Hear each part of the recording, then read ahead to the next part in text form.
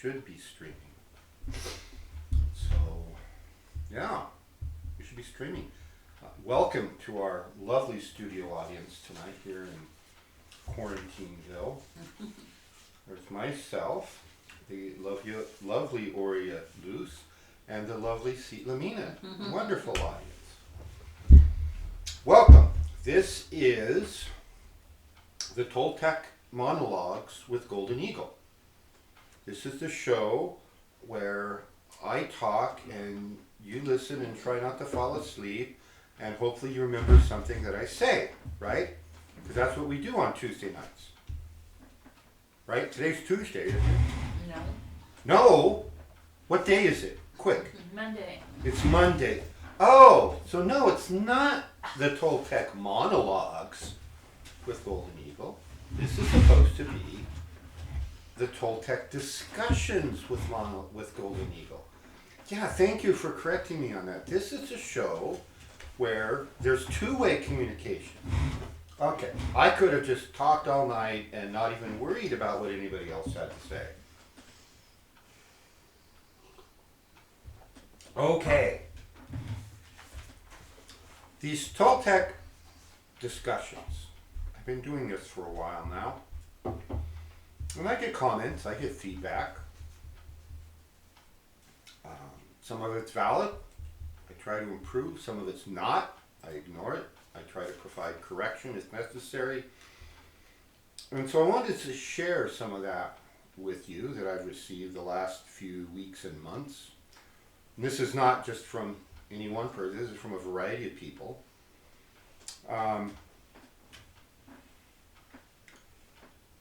Some say they don't like the way I discuss politics. Like, I don't know why you would say that. There are those who say they don't like what I have to say and my opinions about this so-called pandemic we are experiencing. And all I'll say about this is, I actually know what I'm talking about regarding health and science, and even if my opinions are complex, I invite everyone to step outside the box of what they've learned before and embrace a bigger picture. I have even heard, and I can't believe this one, but I'm going to tell it to you, that my humor can sometimes be too sarcastic. Yeah, that was my reaction to it. I hear that what I am teaching is too difficult to learn, and I need to slow down because I teach too fast. I cover too many subjects too fast that seem to be unrelated. I hear that people aren't quite sure what to do with the information that I teach. Now, it's entirely possible that at times I have relied too much on the ability of others out there, whether it's my usual in-house studio audience or whether it's the audience out there in internet TV land. Maybe I've relied on all of you to be able to add 2 and 2 and get 5, the way you're supposed to for large values of 2. Or to get 4 if it's just the regular value of 2. Or to get 28 if there's other things in the equation that you were supposed to figure out along the way. I could be guilty of expecting you to be able to do all those things. And if so, I plead guilty. So what I'm going to do is I'm going to kind of do a reboot tonight. I'm going to go back to basically the beginning, and I'm going to talk about, at length, just what it is that I'm teaching, what I am not teaching. There's things I am very specifically not trying to teach. Why am I teaching what I am teaching? And maybe if we get to it, why am I not teaching what I'm not teaching? Although by the rest of the time we get through the rest of this material, I'm pretty sure you're going to figure out why I don't teach certain things. I'm also going to address what I hope you do with this information. Now, along the way,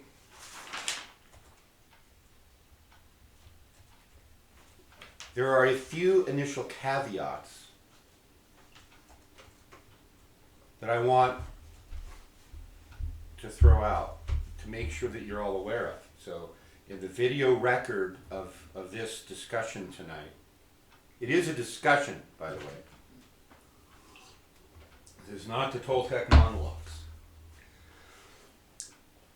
These are like the axioms that we assume at the beginning, and then maybe I don't bring these up enough either.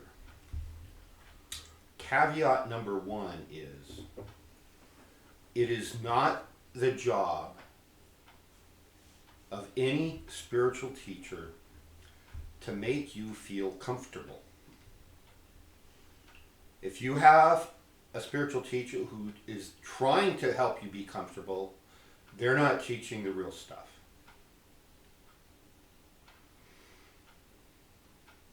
It is the job of a spiritual teacher, especially one teaching an esoteric spirituality, an esoteric path.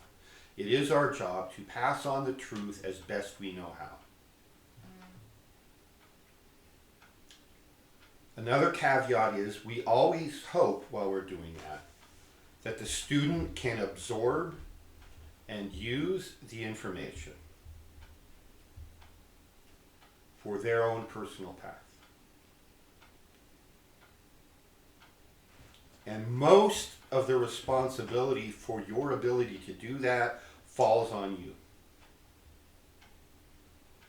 If you don't understand something, it is your job to go to the spiritual teacher in question and say, hey, I don't get this. I need help. Teach me this a different way. Slow down. How else can I learn and absorb this? And the answers can vary from giving you an explanation to referring you to a book to referring you to some form of what we call in shamanism a psychomagic ritual to shock your consciousness into a new state of being. And some of the clarifications might fall into the category of work harder.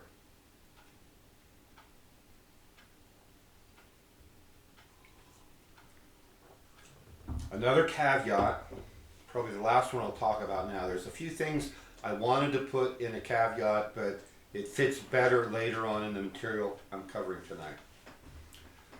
There are two primary spiritual paths one can follow. They are the horizontal path and a vertical path, as defined by the Tree of Life. I will be talking about this more later, but for right now, I just want to say that out of all the spiritual paths, some are horizontal, but all the esoteric paths are what we call a vertical path, which I'll define a little bit later. And the Toltec path is a vertical esoteric path. So those are my caveats. Who do we got online with us? We have an awesome group of people tonight. Oh, wow, that's wonderful. Yes. We need to give a ding ding ding to Mohadeep because she always logs in before I do. So she's like waiting Ding, there ding, ding, what already. George G is with us. George. Hey, George. Violet Flame. Violet Flame. Viento de Octubre. Really? Viento made it. Cool. Little Eagle. Little Eagle. Dennis Brown. Dennis Brown, sir, I welcome you. Pilar. Really, Pilar? We got the goods, man. We got another level 5 online. William Rolling. Will Rolling. Rolling, rolling, rolling. That is your theme song, you know that, right? Patricia. Patricia, welcome. And I think that's it. So if I missed anybody, shout out. But one thing that was funny was when you said that we were gonna go back to the beginning, and Mohadid says something to the effect, oh no, not the beginning, oh gosh, the beginning again. She says, I've been here since the beginning. Like I said, it's not my job to make you feel comfortable. If I'm going back to the beginning, it may very well be that I have detected that there are people who listen regularly who need to hear this. Just maybe. Okay. Welcome everyone. I especially welcome the Tolteca, the warriors from the south. Wait, that way. Actually, you're more southeast, which would be that way.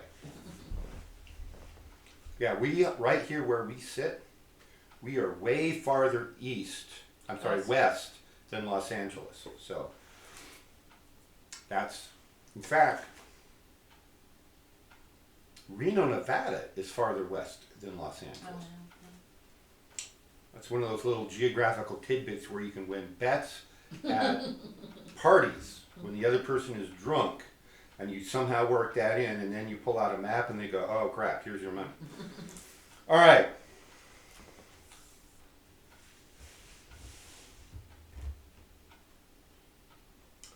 Okay, so I've covered that. I resequenced a few things through notes. I'm working more from notes tonight than I usually do.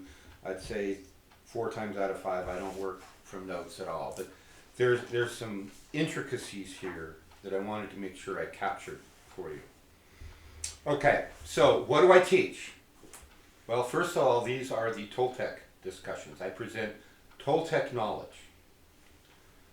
The Toltec teachings come from a very high caste of priesthood, scientists, artists, and healers. This caste was spread throughout all of North America that was habitable at one time. You get too far north and it's really not habitable year-round unless you're like willing to live very simply out on the ice in igloos and things like that. You know, the Eskimo, I would take my hat off to them here, but up in the north I would keep it on because it gets cold without your hat. They have carved out an amazing lifestyle, living in cold and ice, living off the ocean, and that's where they get 95% of their food is from hunting and fishing in the sea, and they live on the ice. I mean, and they thrive there, as long as everybody else leaves them alone. So we spread over all of North America. The Toltecs were not a whole culture until very late in their primary run up that ended about 1,000 years ago.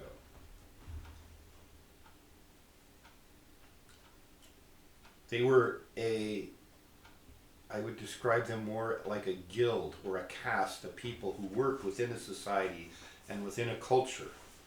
And they taught a philosophy, a holistic way of living, and it was very elegant. This was the philosophy we call the Toltecayotl. The highest set of Toltec creations is how that would get translated.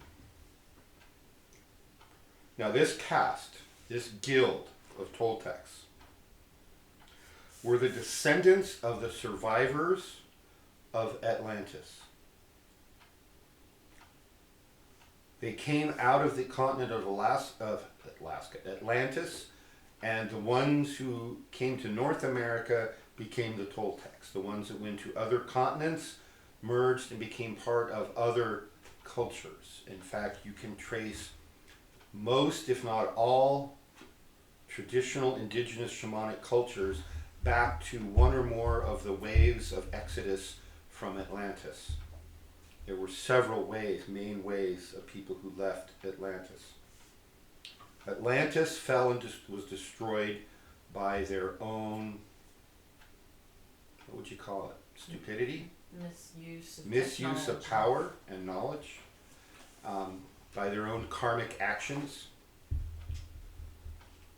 And at that time, and in that series of events, there was a great amount of knowledge that was lost. In the fullness of time, and from that time till now, we don't know exactly, but it's somewhere on the order of 13 to 14,000 years ago.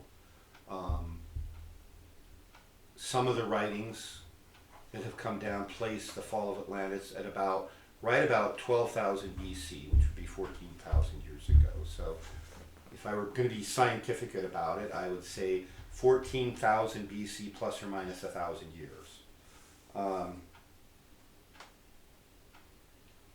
At that time, we lost that. So within our culture, because that's a long time for you to lose 90% or more of your knowledge and culture and your writings, and try to put it back together over time.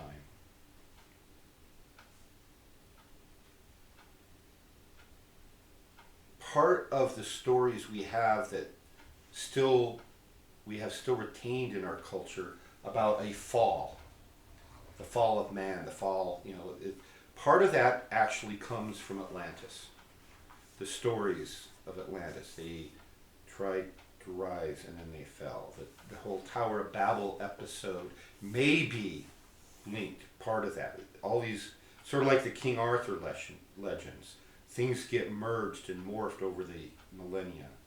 So, but that's one of the other main source of the stories of the fall, of course, come directly from the Kabbalistic tree of life. And as the earth was created and humanity was created, it's that movement down the tree of life into Malkuth and into the creation. When Adam and Eve took on coats of skin, is part of what that is referring to. So part of all of that gets merged in together into our stories of the fall, and it's really hard to separate those details sometime. But Atlantis fell. That we know.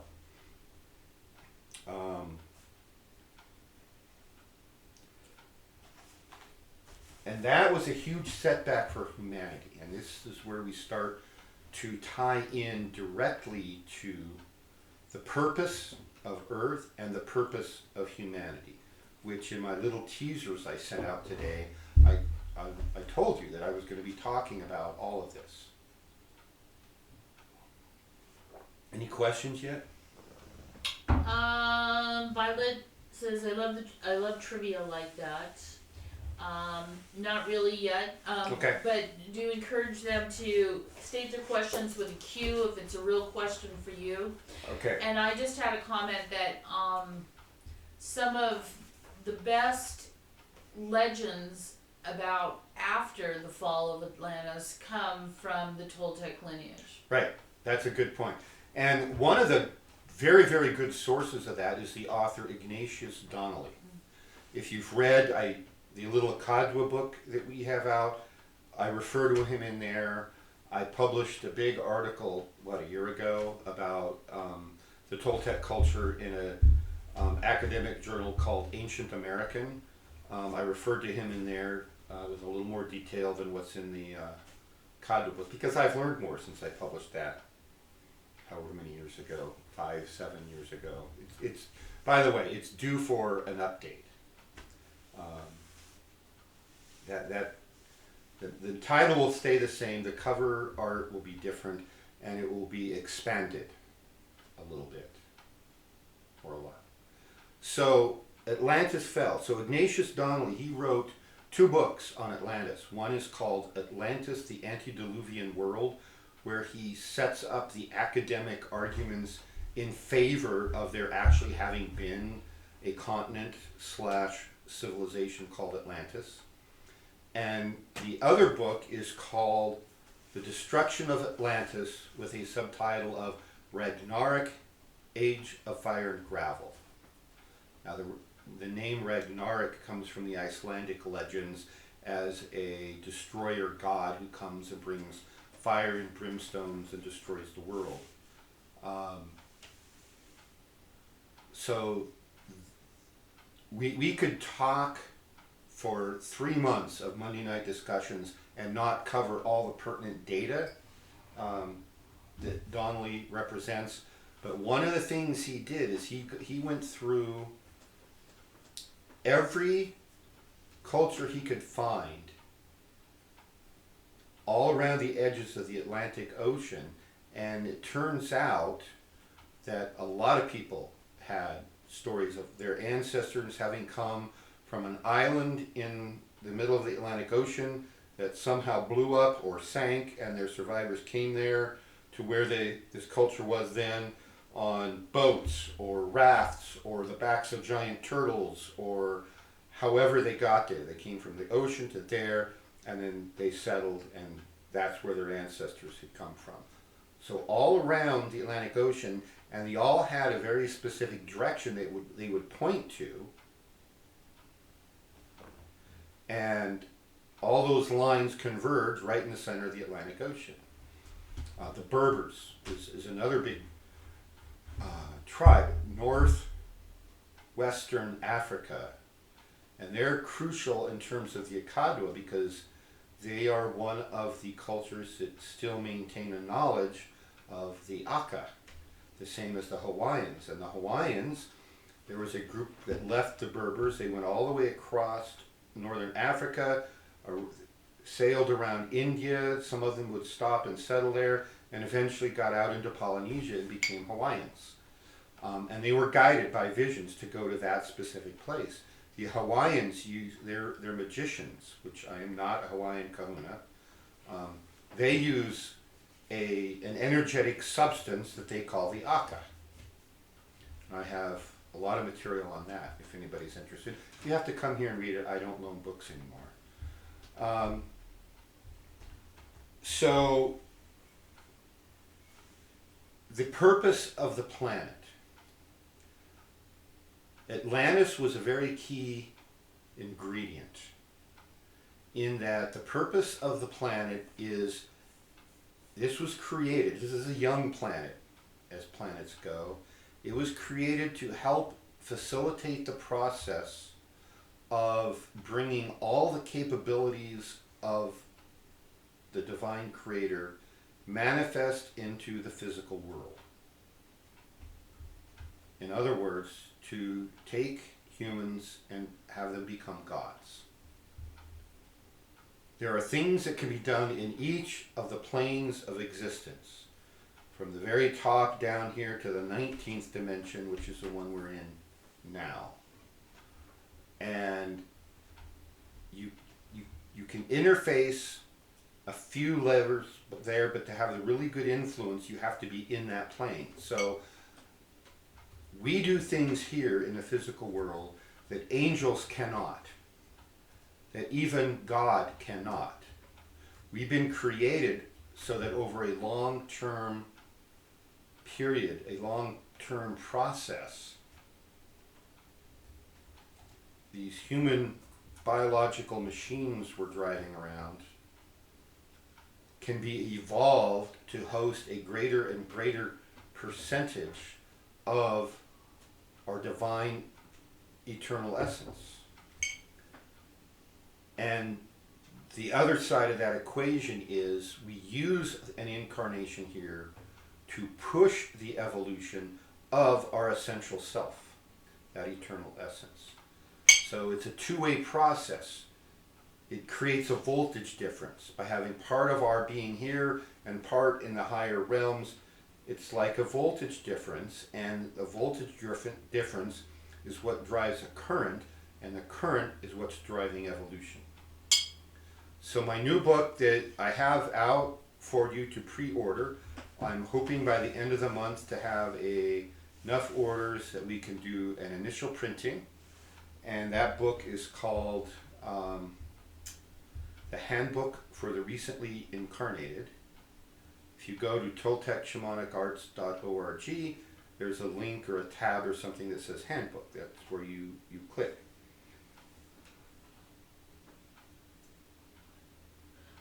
Before you move away from Atlantis, there's two questions that Viento has presented. Please.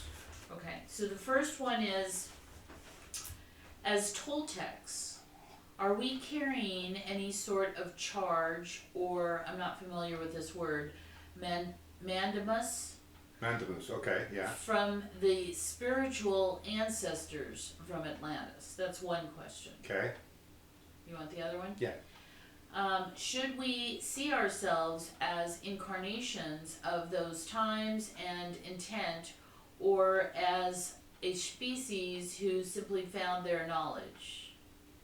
Ah, very good questions. I like them. Are we carrying knowledge? Let me just start by saying the Toltec lineage holds the knowledge. The Toltec lineage that holds that knowledge, most of them are in the spirit realms, the higher planes, higher Teotihuacan to be exact for a lot of it. And those of us who complete a certain level of training and get initiated into the, I don't even know what you call it, the Toltec shamanic caste,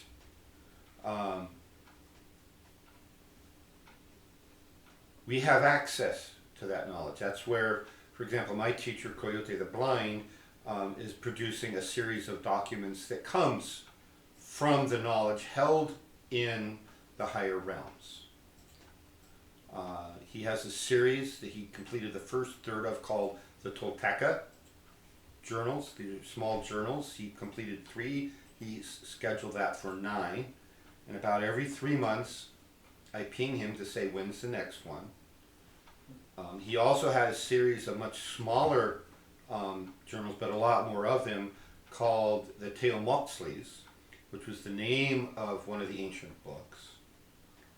And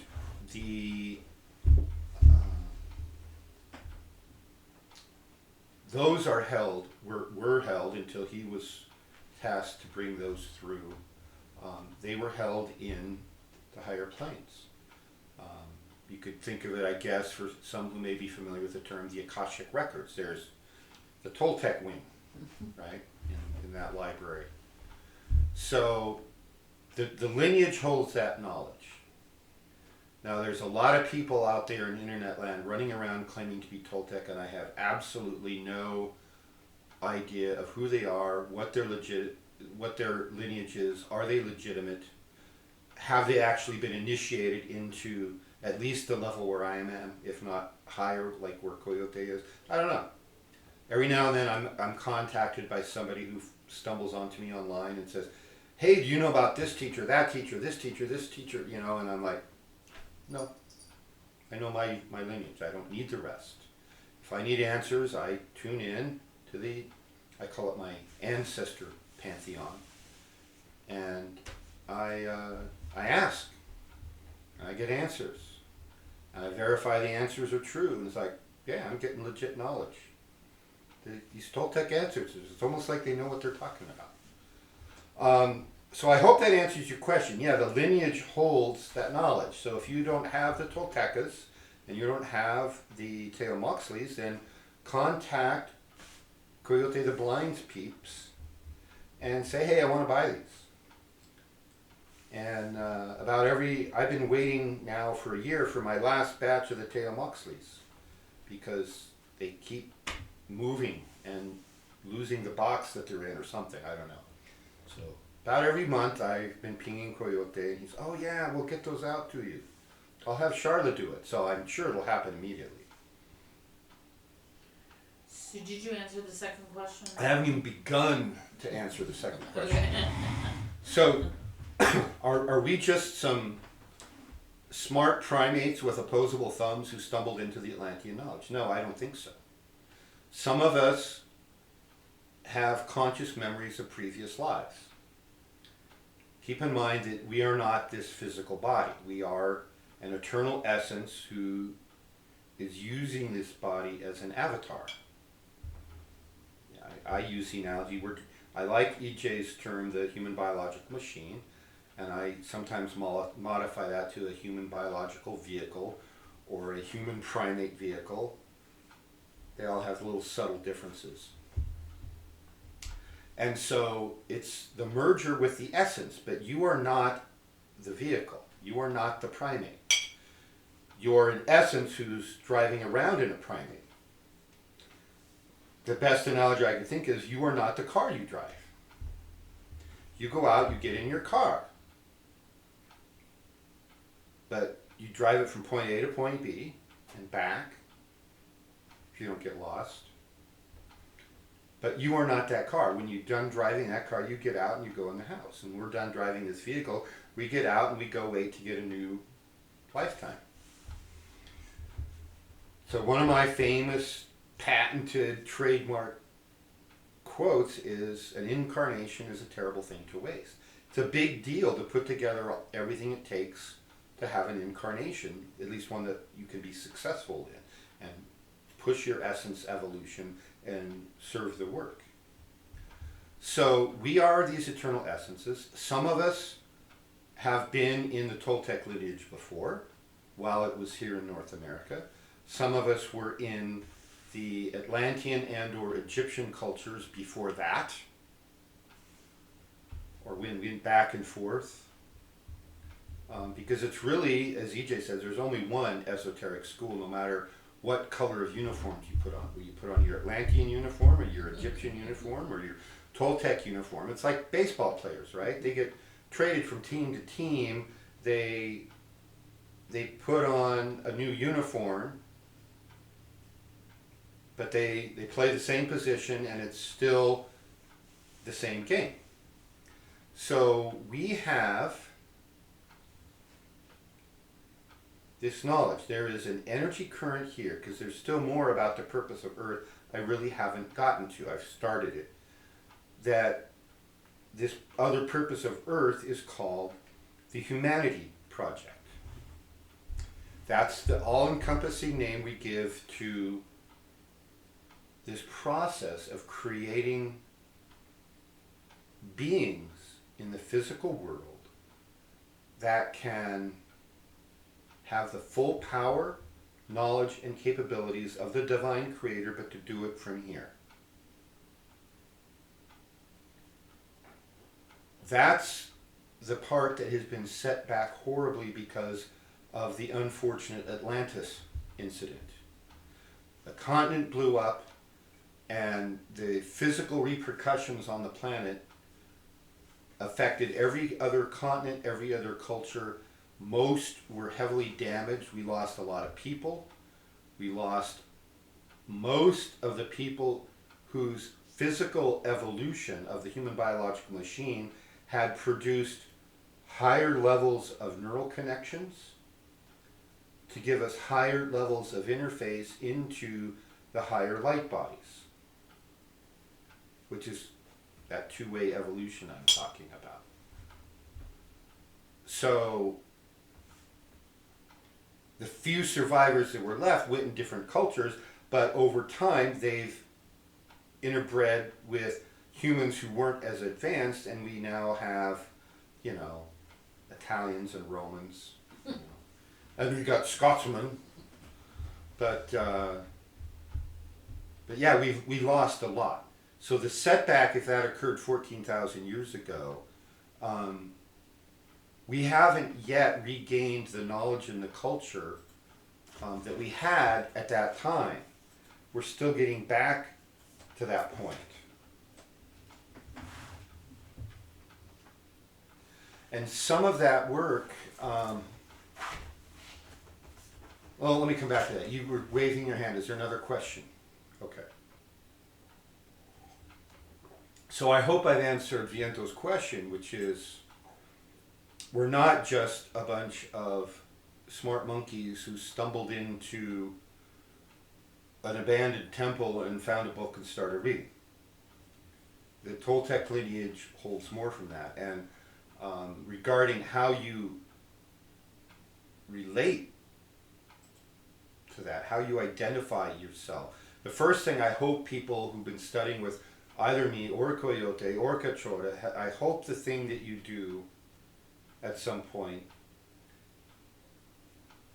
is you embrace the fact that you are a Tolteca. Toltec is a word for someone who is a Toltec. The Toltec work is not something you do. It's something you are.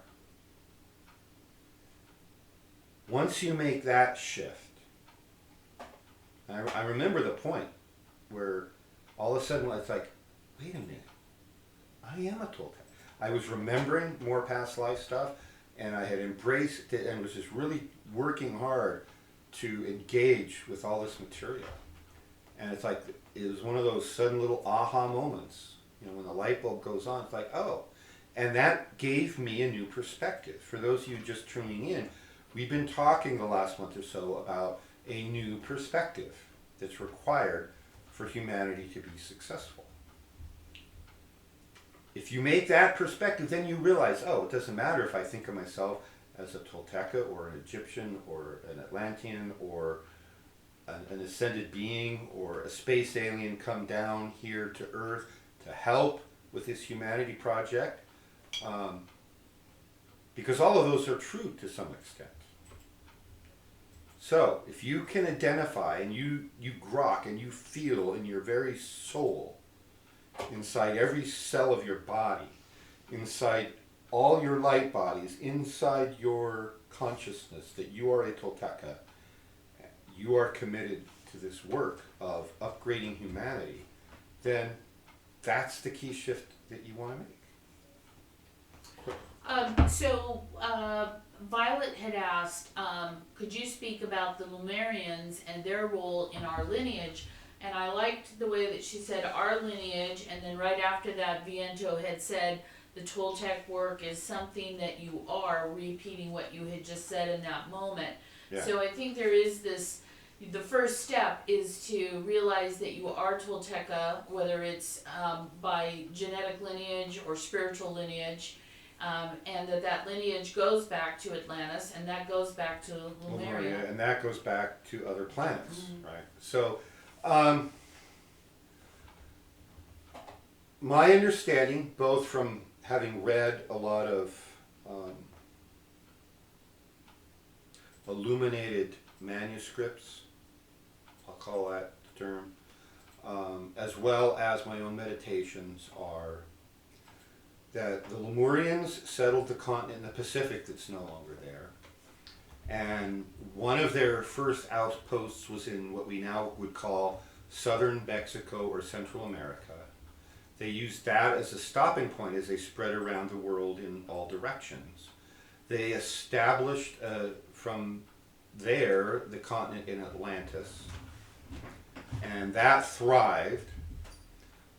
There's a lot of places in Southeast Asia that have ancient ruins, some underwater, that people can't explain. That's a common theme you'll find in Egypt and all over the world.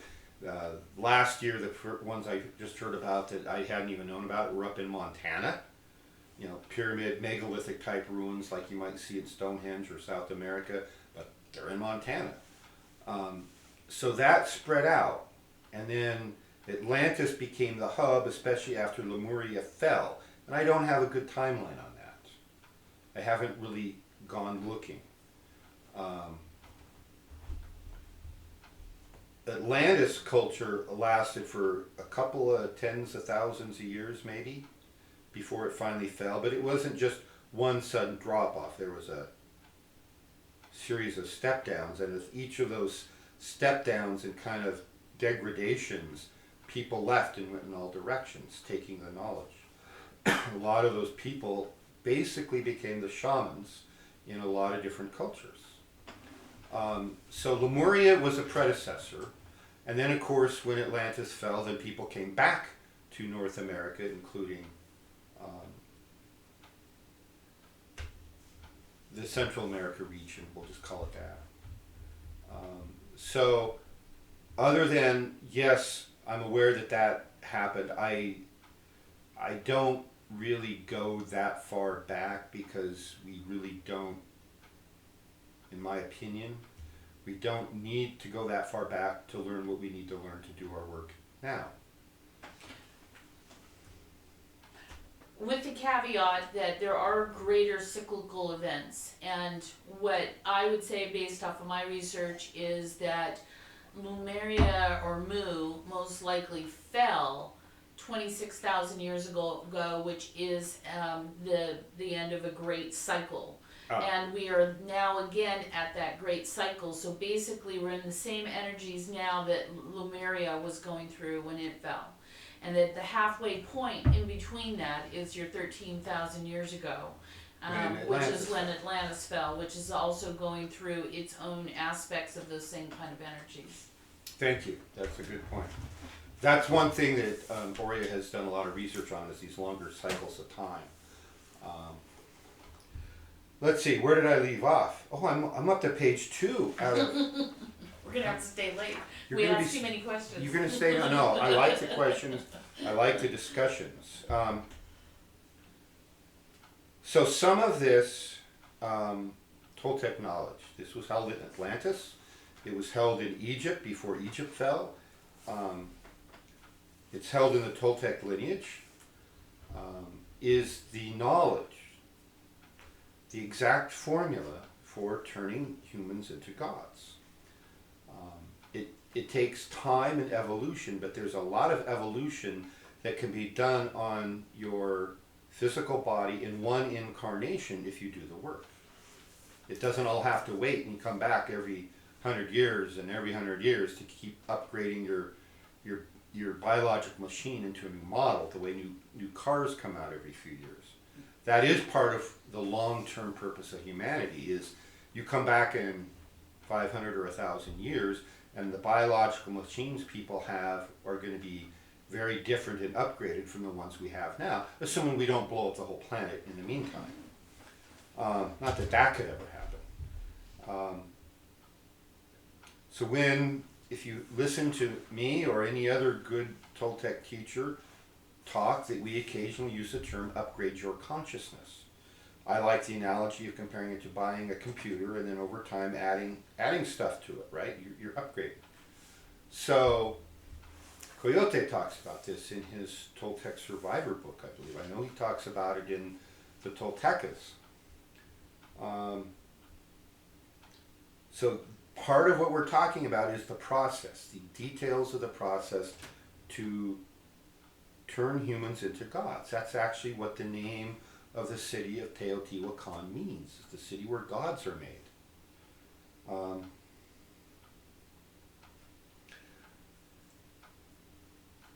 Okay, so what I'm teaching you comes from a number of different sources. I just wanted to clarify this. Some of it comes from the Toltec lineage, directly from Coyote. Some of it comes from the Toltec answers. Some of what I use and I bring to play is all the other wide variety of information I've learned in this incarnation. Things like physics and engineering and martial arts and qigong and medicine and healing and so forth. How to be a rocket scientist. So you talk to a dozen different Toltec teachers and you're going to get at least a dozen different ways of presenting the same material. You know, for example, Coyote brings in a lot of the true ancient yoga information because he's trained and initiated in that lineage. I'm bringing in more and more from the Asian martial arts and the qigong realm because I'm trained in that.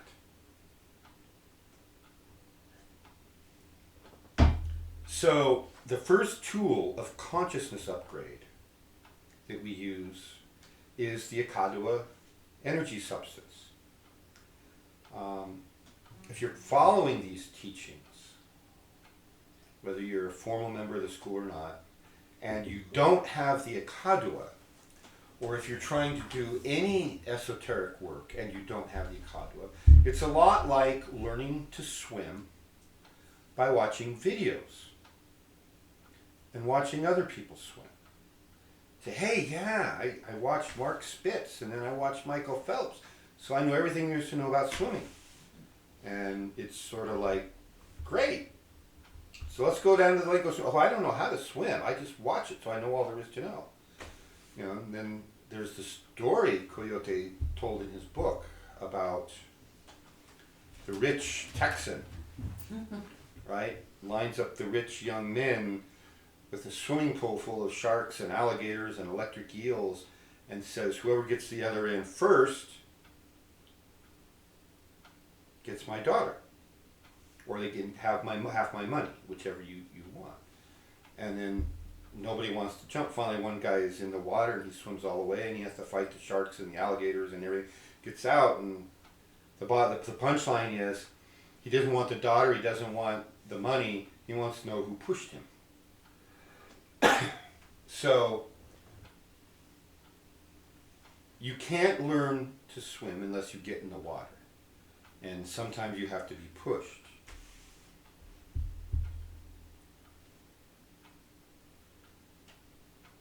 Wild birds who nest up in the trees.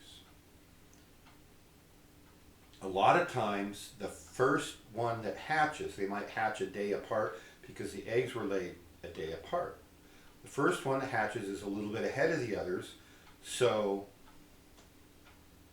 they might be the first one to try to fly, and they might be doing that before they're ready, and they're the ones that get on the ground, they flutter about, and they can't quite make it, and the parents can't help them and pick them up because they're not maybe able to with their little things and then strong enough to carry them up, and so those little birds get eaten.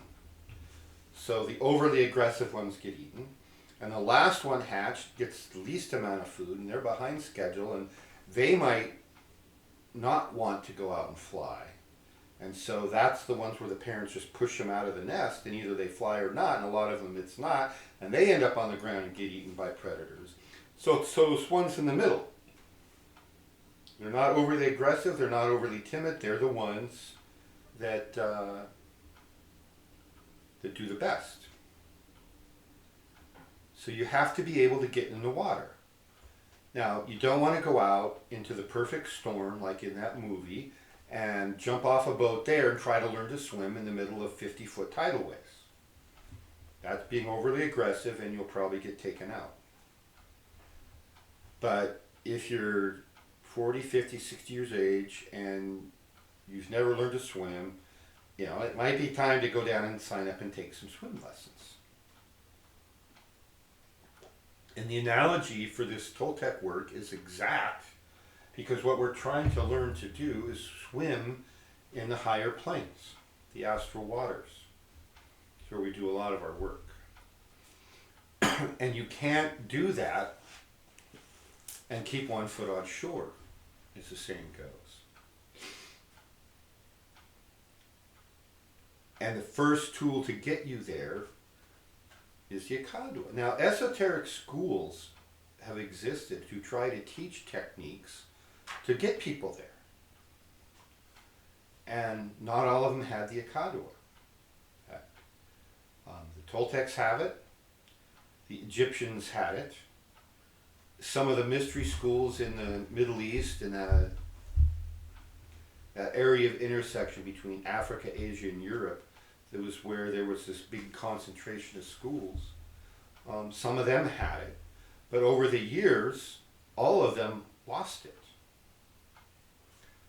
The Hawaiians have it, or at least the Katunas did at one time.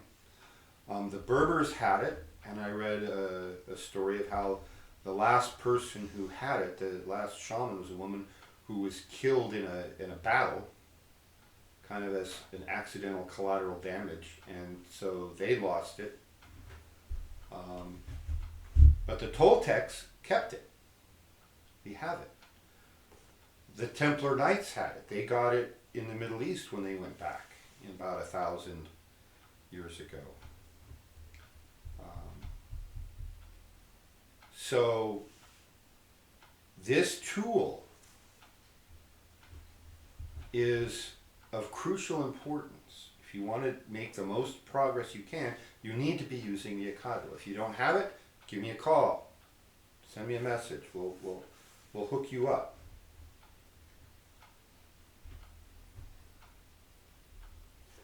So once you've got the Akadua, the way the Akadua works is it's a subtle energy substance that can best be likened to etheric matter. The matter of the plane up is a force on the plane below.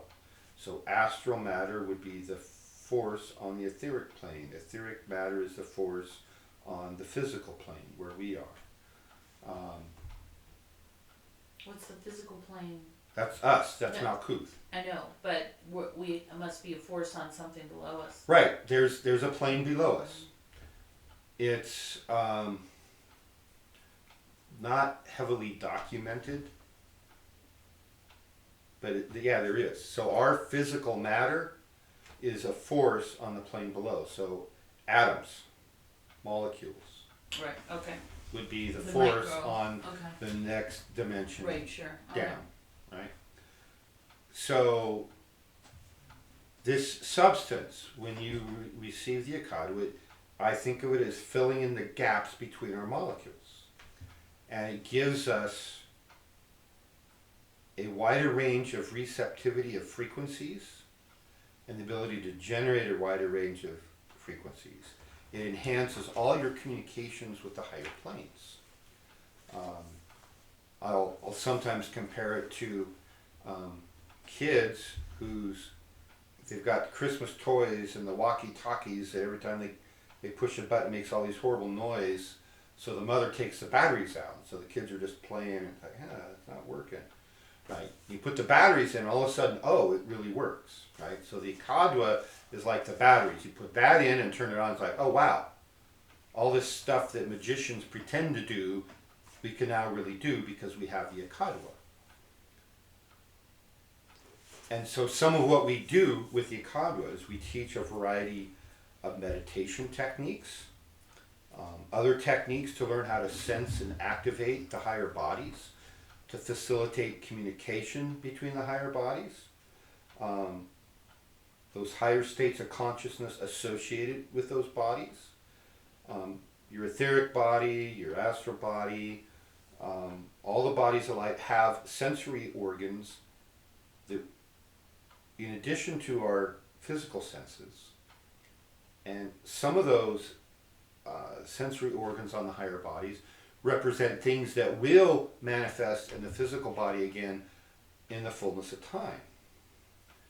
So a lot of, like the ancient skeletons you see with the elongated skulls, that's aliens.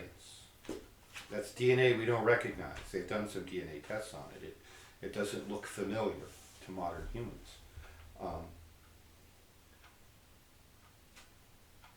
Some of that were partly, maybe it was aliens. Human culture is vastly old and was vastly more complex than modern academia wants to admit. And there may have been outside alien races here that were interbreeding with humans. But don't sell ancient humanity short.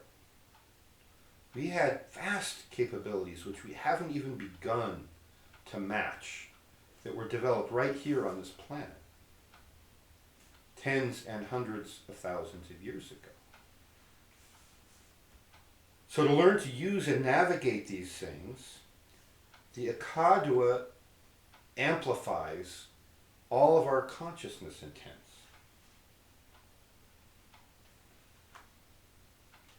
And over the almost 3 years now that I've been running this Toltec school up here, I've taught a lot of these techniques.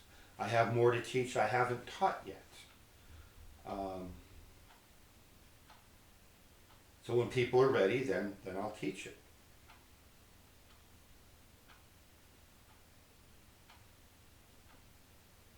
And of the ones I've taught, I guarantee you one thing. They won't work if you don't use them.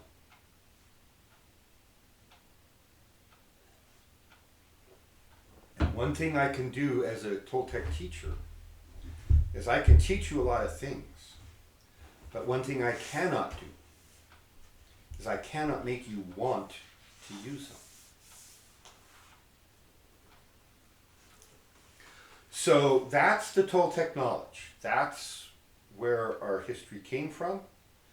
we have this incredibly powerful batch of knowledge, and it's important. We don't just give you all the secrets of the universe the first day, because this knowledge, when misused, has done things like blown up continents. So we tend to be careful of to whom we pass on what.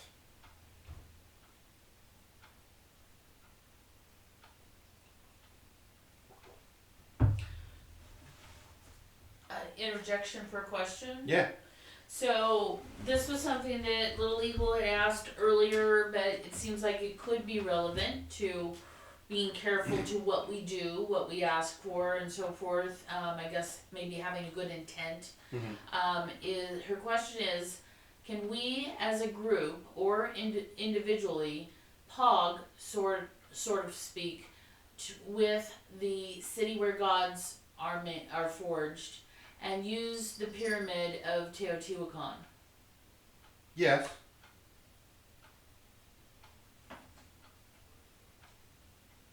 I mean, you asked a yes/no question, so of course the answer is yes.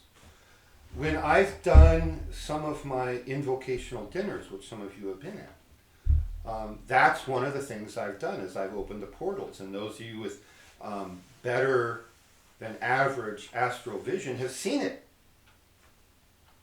Oh, what's that over there? Oh, that's a tree. Oh, what? Oh, look. Oh, over there. You know, and then, oh, that's a pyramid.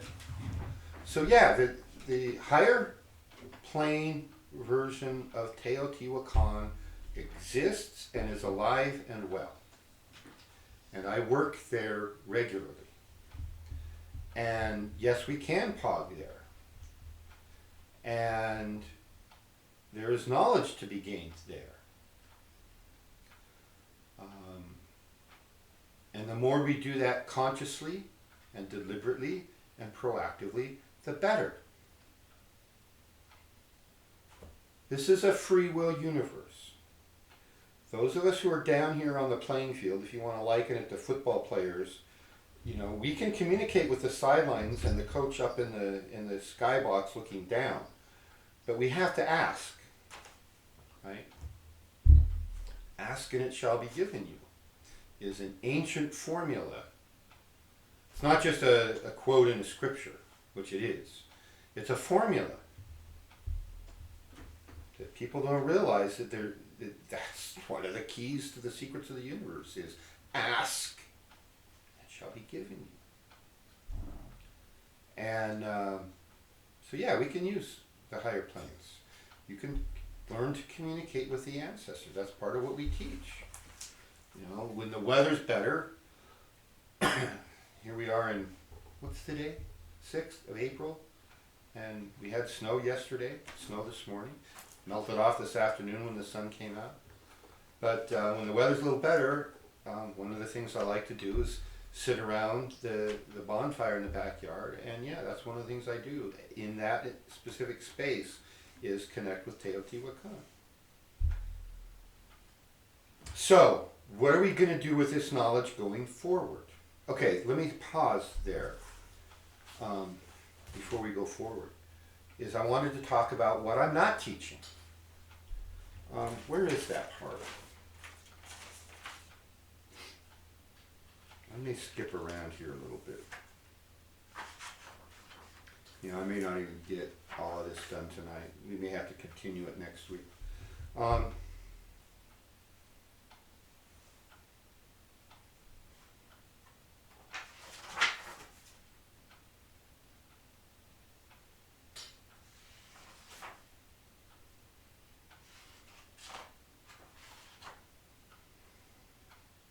Yeah, so far ahead in my notes, I don't even know what it is. Let me just talk about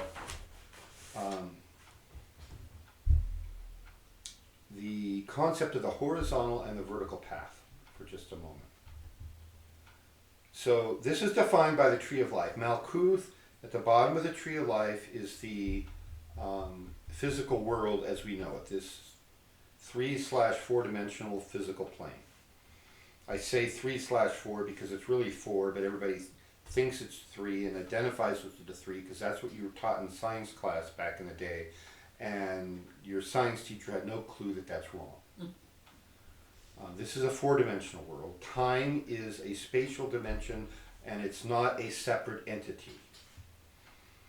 So that's part of the science that's been withheld by the dark side influences, by academia, as they have shut down physics discovery after physics discovery and not allowed it to be taught. So we're in this world, and everything we do in this world is on the same voltage level, and there's a lot of things that can and should be done in the physical world of a spiritual nature.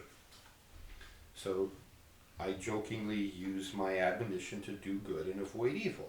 You see me write that all the time. Those of you who watch hear me say that all the time. But that's basically horizontal path. Do good, help your fellow men, be kind, feed the hungry. This is Christ-like behavior. This is what we're all supposed to be doing.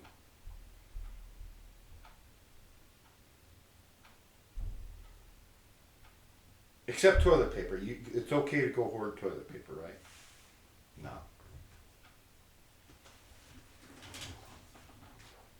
So the work that's done in the horizontal plane, in the Malkuthian plane of a spiritual nature, we call that a horizontal path.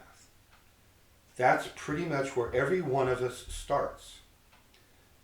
This is where we build our foundation if we're going to take our consciousness upward on the tree of life, through the other spheres, through the other paths. If you want to truly activate yourself into a state of Christ consciousness, the state that he came and taught and said, idiots, look at this. Everything I can do, you can do, but you have to do this and this and this. And he gave a checklist of the inner process for inner transformation. It's very Toltec, what he taught. Because he had studied in all the ancient esoteric schools that all funneled back to Atlantis. So yeah, he had the formula. He tried to teach it. So what do we do? Let's kill him. Kill him. That's just like John Lennon. Peace and love and good world to man. No, we got to kill him too. Anybody who preaches peace and unity seems to run the risk of being killed. So, but there's a lesson there. The lesson is there's power in what all these prophets that somebody wanted to kill have taught. Whether the prophet was Jesus Christ or Buddha or John Lennon or whomever. They all have the same message, and they all had people who wanted to kill them. So this horizontal path, we all had to start there. We all had things we did to do good and to help others. And that's our foundation. And you can't take your consciousness up the tree of life unless you have that foundation. The process to take your consciousness up the tree of life is difficult. I'm going to be talking a lot more about that until I get through all this material.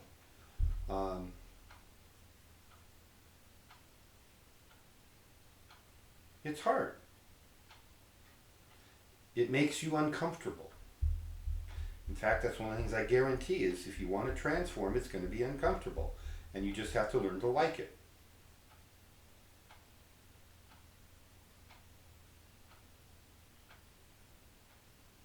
So I'm not teaching a horizontal path here. You can go down to any corner church and any corner New Age bookstore and any one of the dozens of New Age, what do they call those seminars, those conferences, those shows, like the Body, Mind, Spirit Expos and things like that. And those places are full of people teaching very good, very nice, feel good, don't make yourself too uncomfortable type of fluffy, towards the fluffy end of the spectrum, horizontal paths. That is not what I'm teaching. If that's what you're looking for and you're watching this, whether you're live right now, a great group of people we have online, or whether you are watching this online on YouTube later, if that's what you're looking for, I'm not it. Don't come study with me, because I won't teach you that.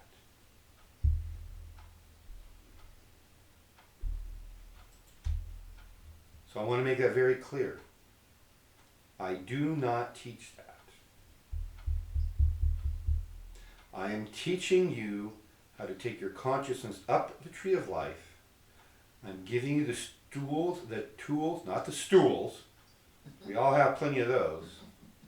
The tools and skills to master those higher planes, to make higher connections with your own essential self, with your own holy guardian angel, with the ancestors. And if you do all this work, it will happen for you.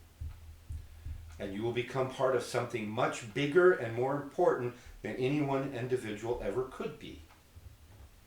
I mean, we're just talking about the future of humanity here. That's it, right?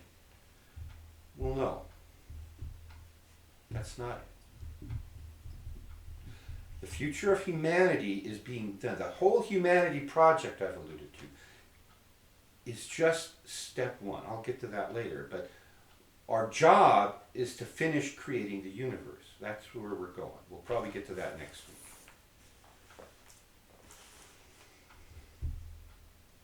Okay. When you look at the world out there today, right now today, last thing you saw on Facebook or the news programs before you tuned in to watch this, and as soon as you go back out there, what you're going to see, if you look at the world and everything that's happening,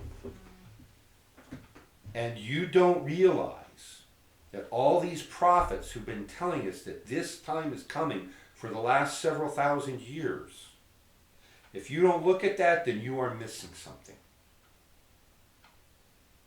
The prophets, the shamans, the seers, the gurus, the psychics, the theosophists, the Templars, all of the mystery schools, all the modern esoteric schools, they've all been telling you this stuff for thousands of years.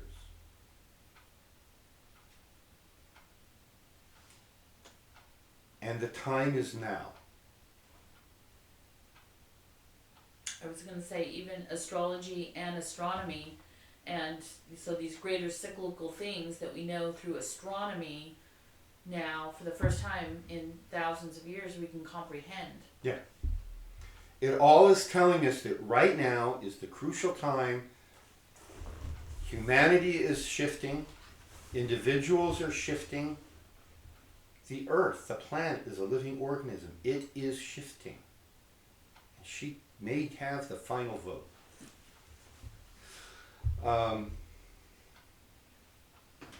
If you don't recognize that, I probably can't help you.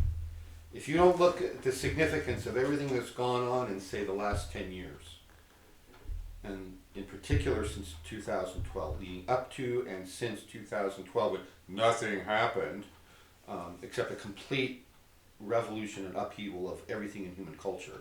That's it, though. If you don't see that,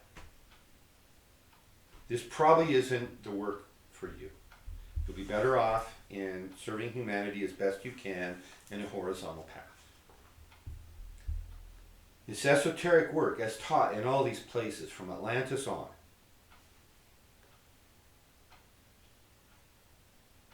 all of this, the Rosicrucians, the ancient Rosicrucians in the 1600s, they had this. The Knights Templar merging into modern Freemasonry, they had it, and some of it was lost. All of this, we have this, and this work is the great work that we're trying to use to uplift humanity. And what you all need to realize is that as complicated and convoluted as all this work seems to be from a three-dimensional point of view, this work is the simplified version. This is as easy as it can be made.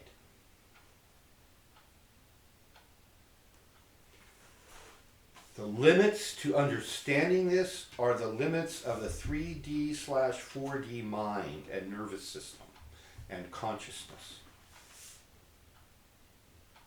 We all need to continue upgrading and improving, right?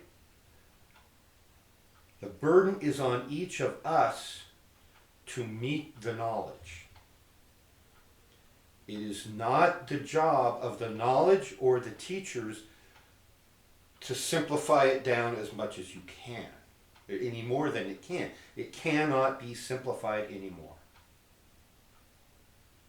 I mean, yeah, I can say something like, do good, avoid evil. There you go, it's simple, I just do that, right? But there's a big difference between something like that and the full formula of how to transform yourself. You embrace these higher bodies that we're developing, and you're living in all of them all the time consciously. Not just when dreaming. Dreaming is a step.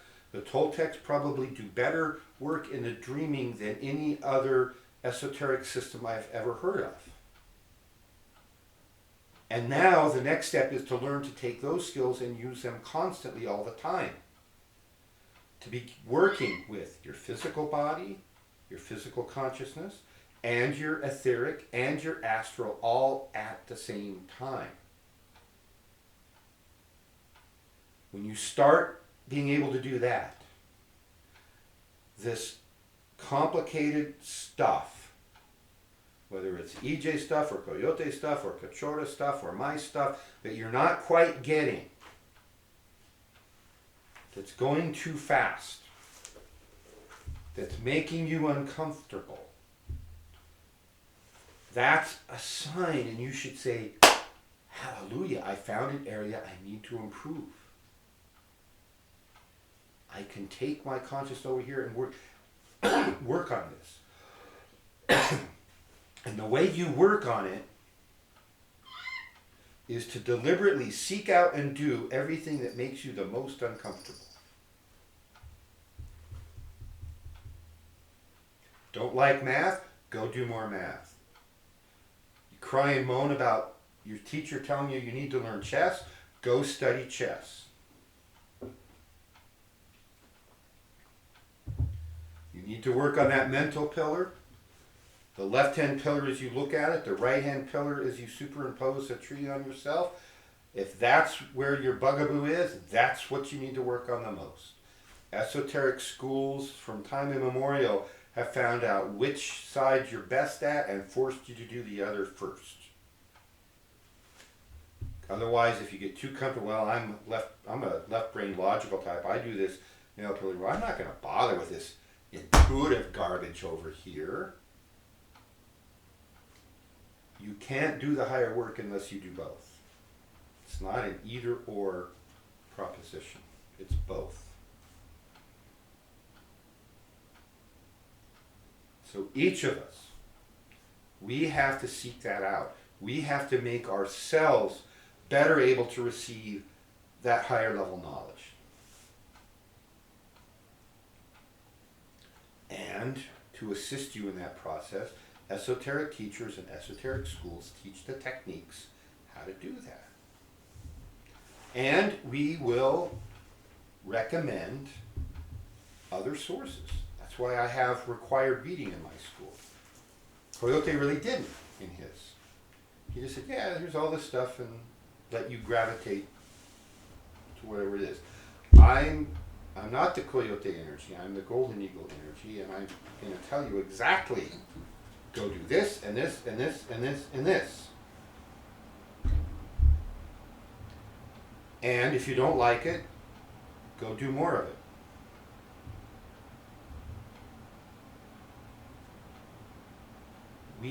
I send people to EJ, I send people to Coyote. Coyote sends people to me.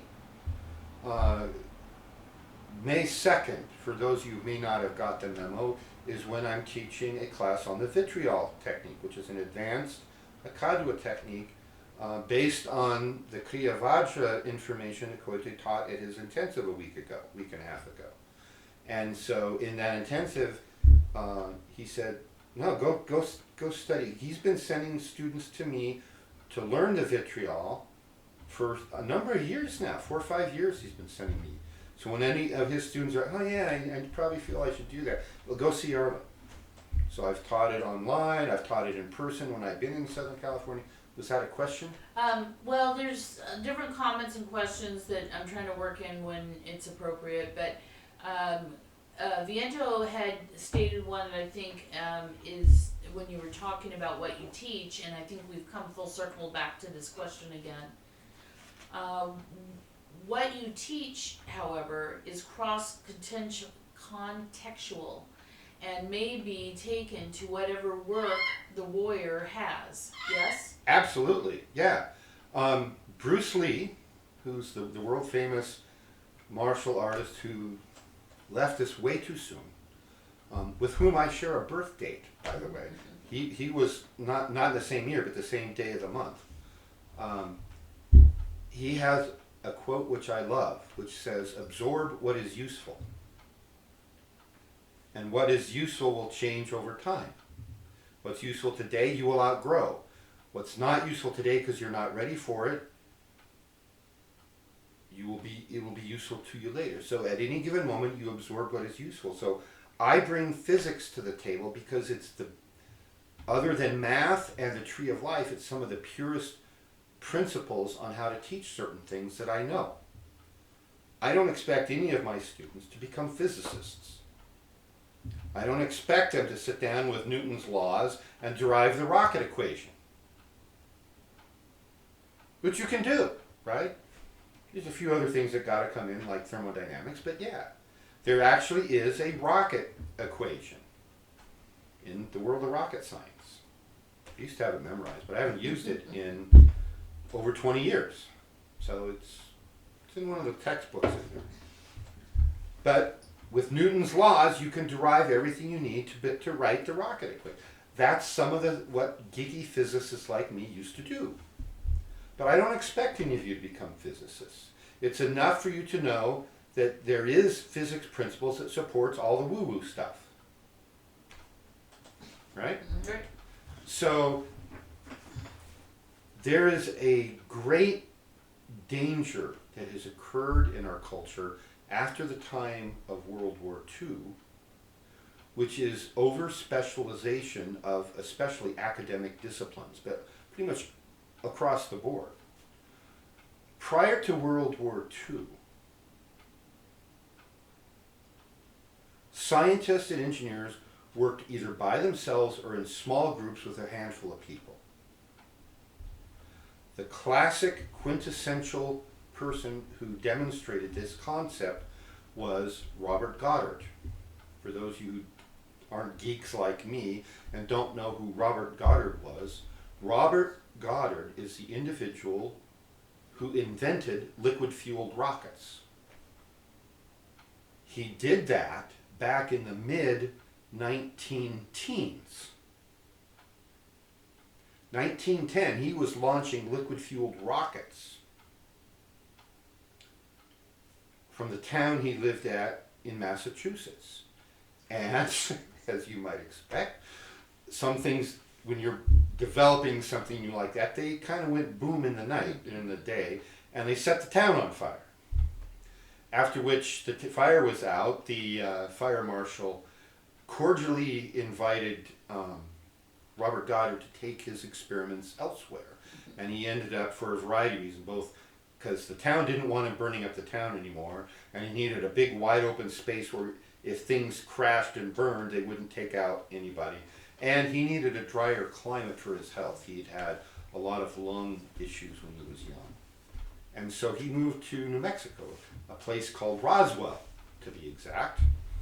But he worked by himself with never more than 3 or 4 technicians, and he literally invented everything that you need to fly a rocket to the moon. And nobody would listen to him.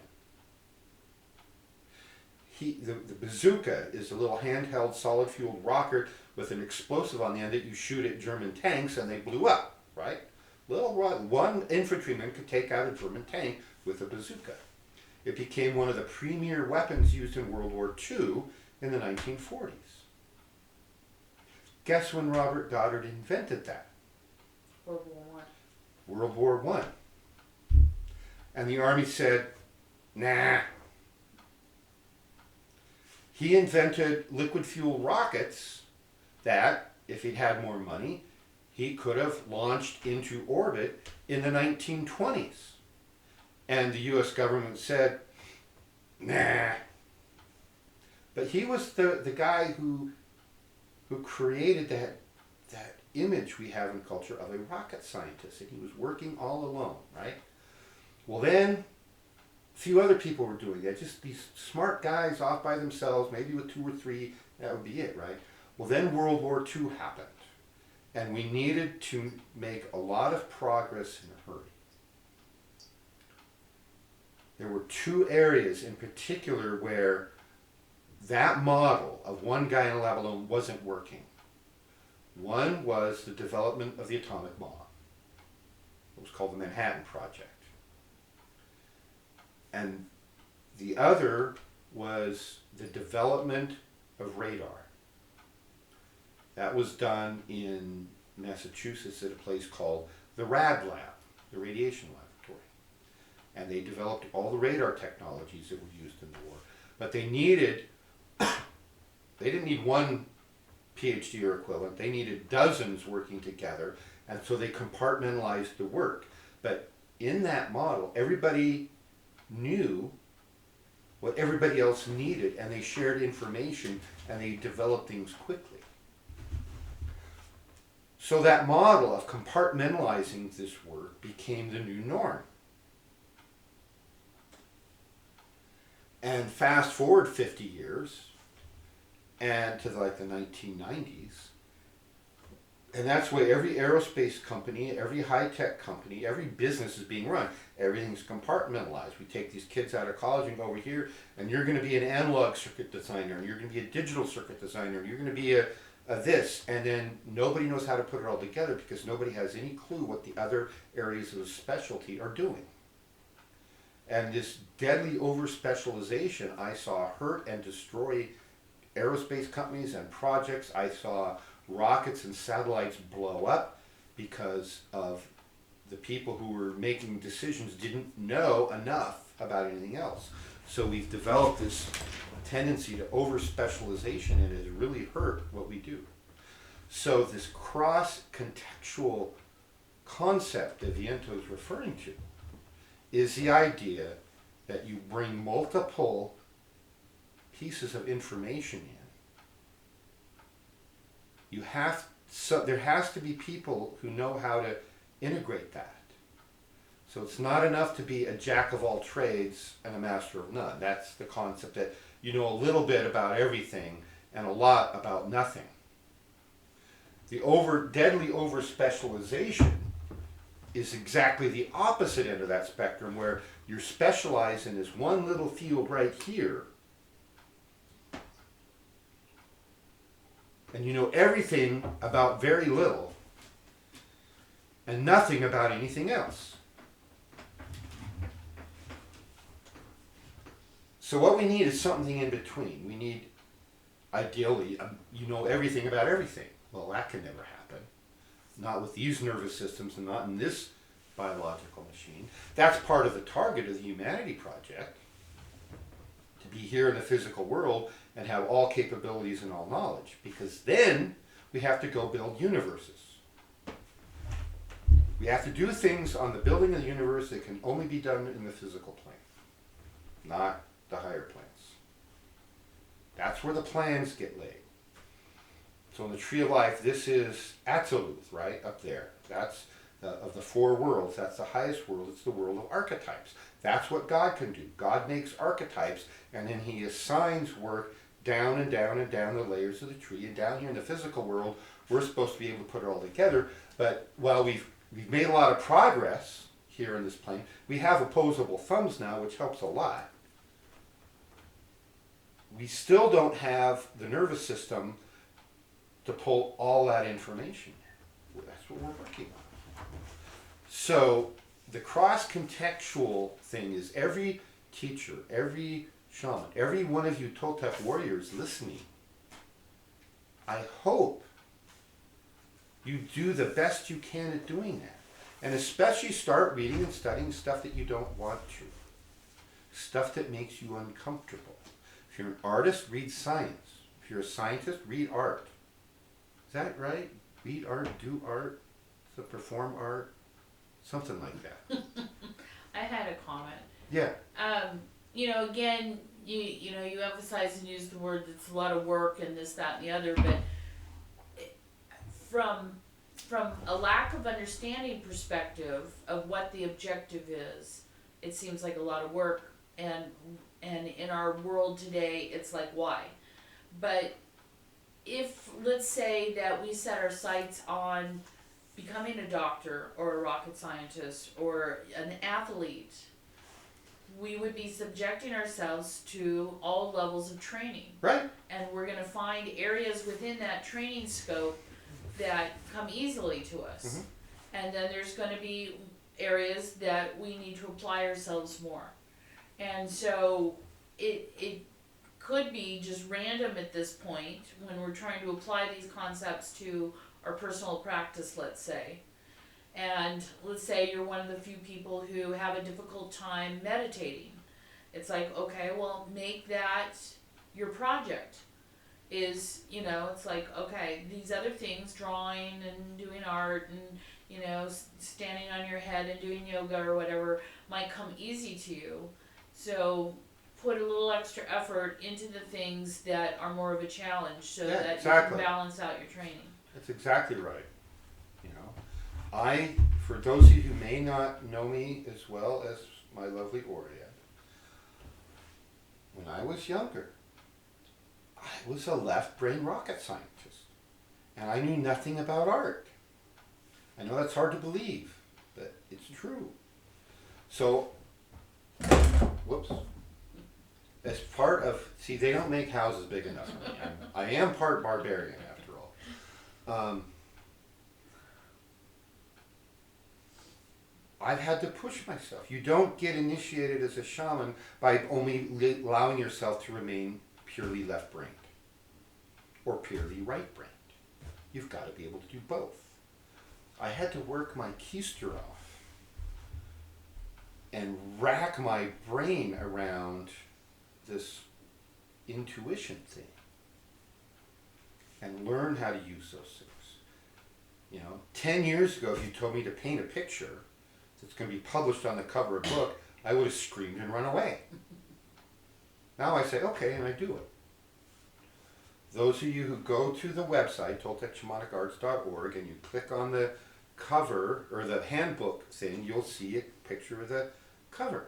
And the cover is designed to convey a very specific piece of information, one very specific factoid in the handbook for the recently incarnated. And so I did that art, and I'm doing other art. I doubt any of it will ever be good enough to hang in what's that famous museum in New York? The Guggenheim?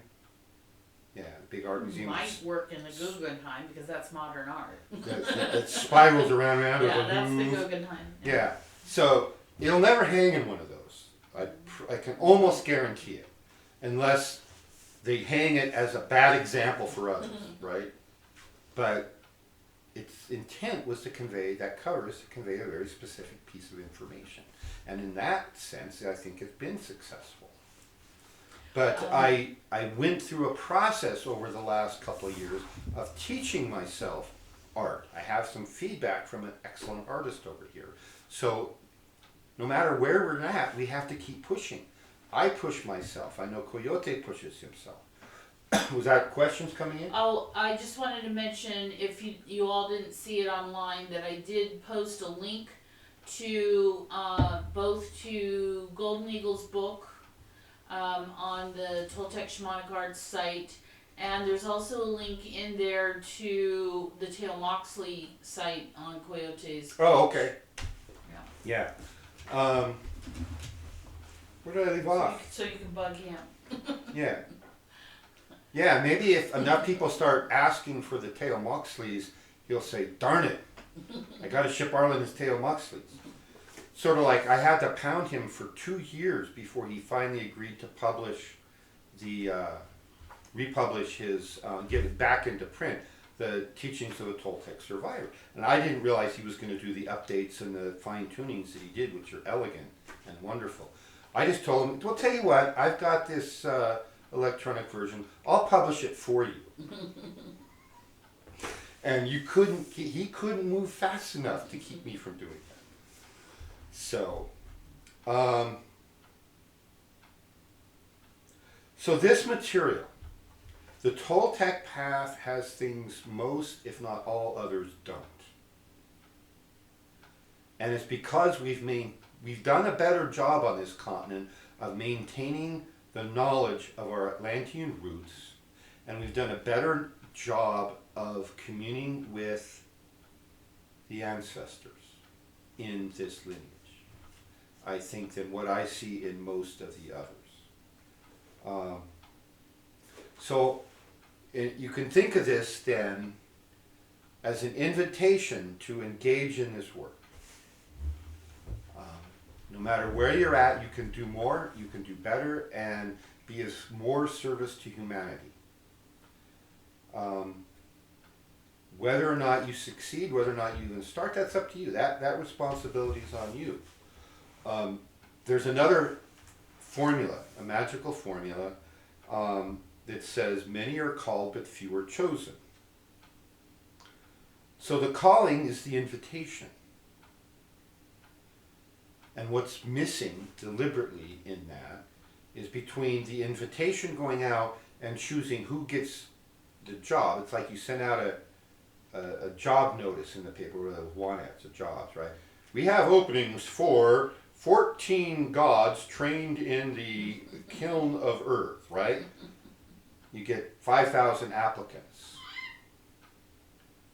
And then when you get the 5,000 applicants sending in their resumes, you say, okay, thank you for applying. Here are some gaps in your resume you need to fill in to qualify yourself fully for this job. And the gaps are basically what we're trying to fill in with the esoteric teachings. Then, out of all the ones, or actually out of all the ones who apply, very few will step up and fill in the gaps. And take the classes and do the work and do the transformations. Say, okay, now I'm ready. And out of that group, then, the most qualified are chosen. So that's what we're doing here. You're invited. You're told, here are the gaps in the resume. You've got to go to this esoteric school thing and start to fill them in. I need you to turn that light off. It was just smoking. There's a switch on the back of it that needs to be pushed up.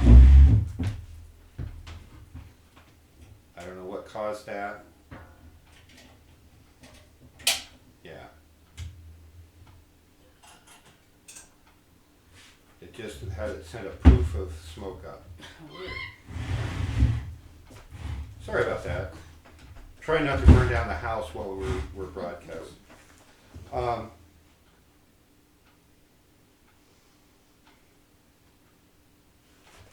Does this hurt? Yeah, no, it's not good.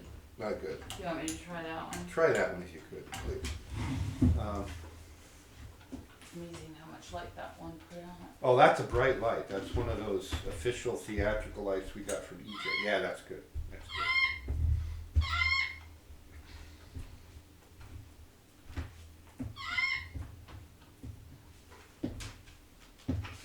Okay.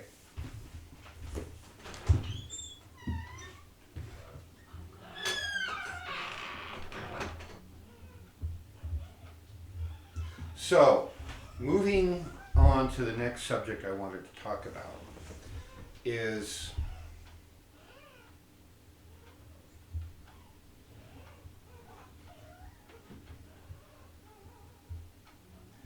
you need to be aware that if you commit to doing the esoteric work, whether it's Toltec or any other, this is not a part-time job. When you become a Tolteca, everything you do has the Tolteca filter on. Everything you do, you have the intent of pushing your own personal practice, your own personal growth and evolution and transformation. And day to day, moment by moment, you make your decision based on how will this serve my work, my true will.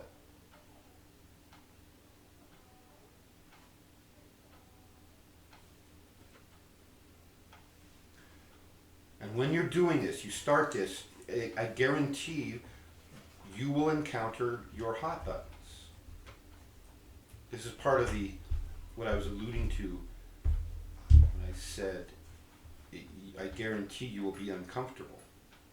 You have to until all the impurities are burned out of you in this transformation process.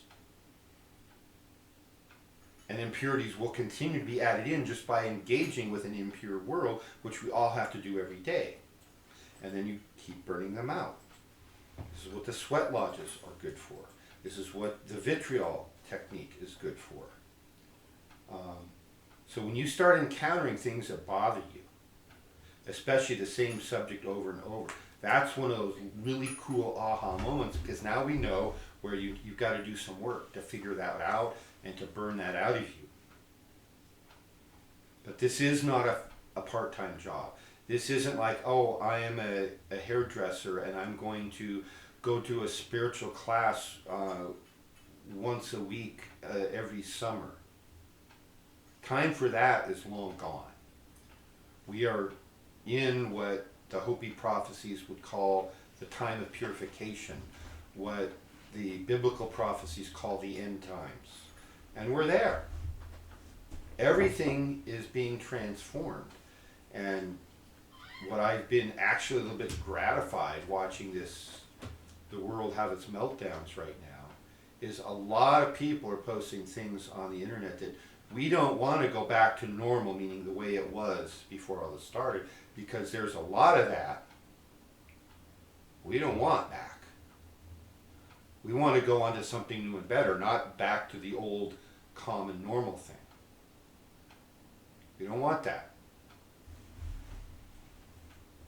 What was the other one I saw a few days back? It was something to the effect of, think about the fact that people are only buying what they need, or because the economy is crashing because people are only buying what they need.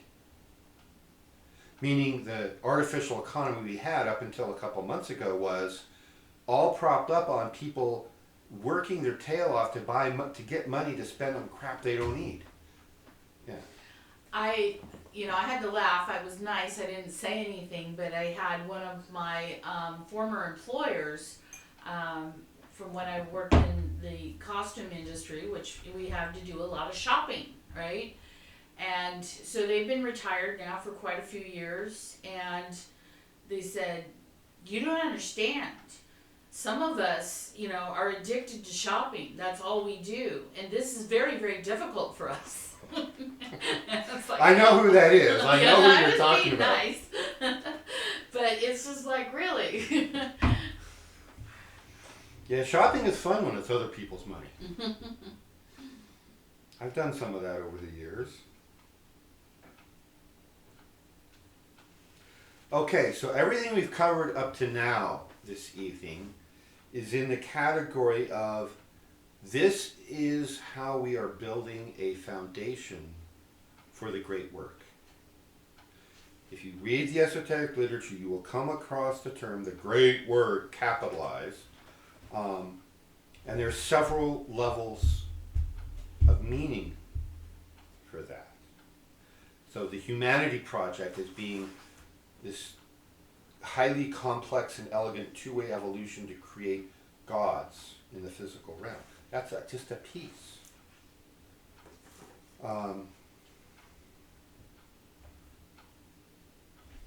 So that's the foundation, that's our goal, that's our target.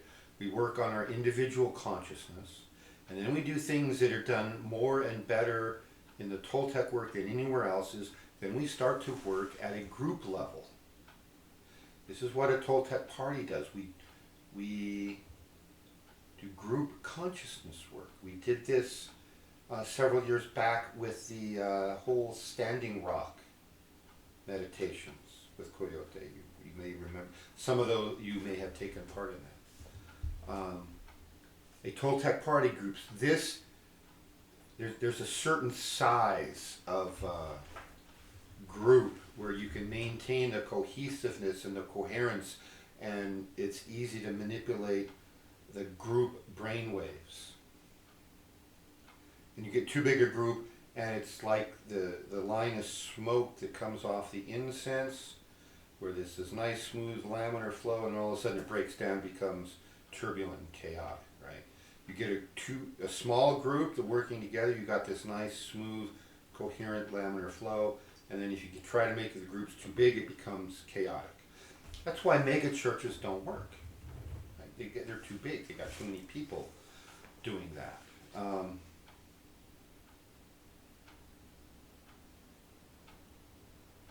So above that, then, when you have a cohesive Toltec party, the goal is to start deliberately implanting new paradigms in the human collective consciousness field that will have an influence on everybody else.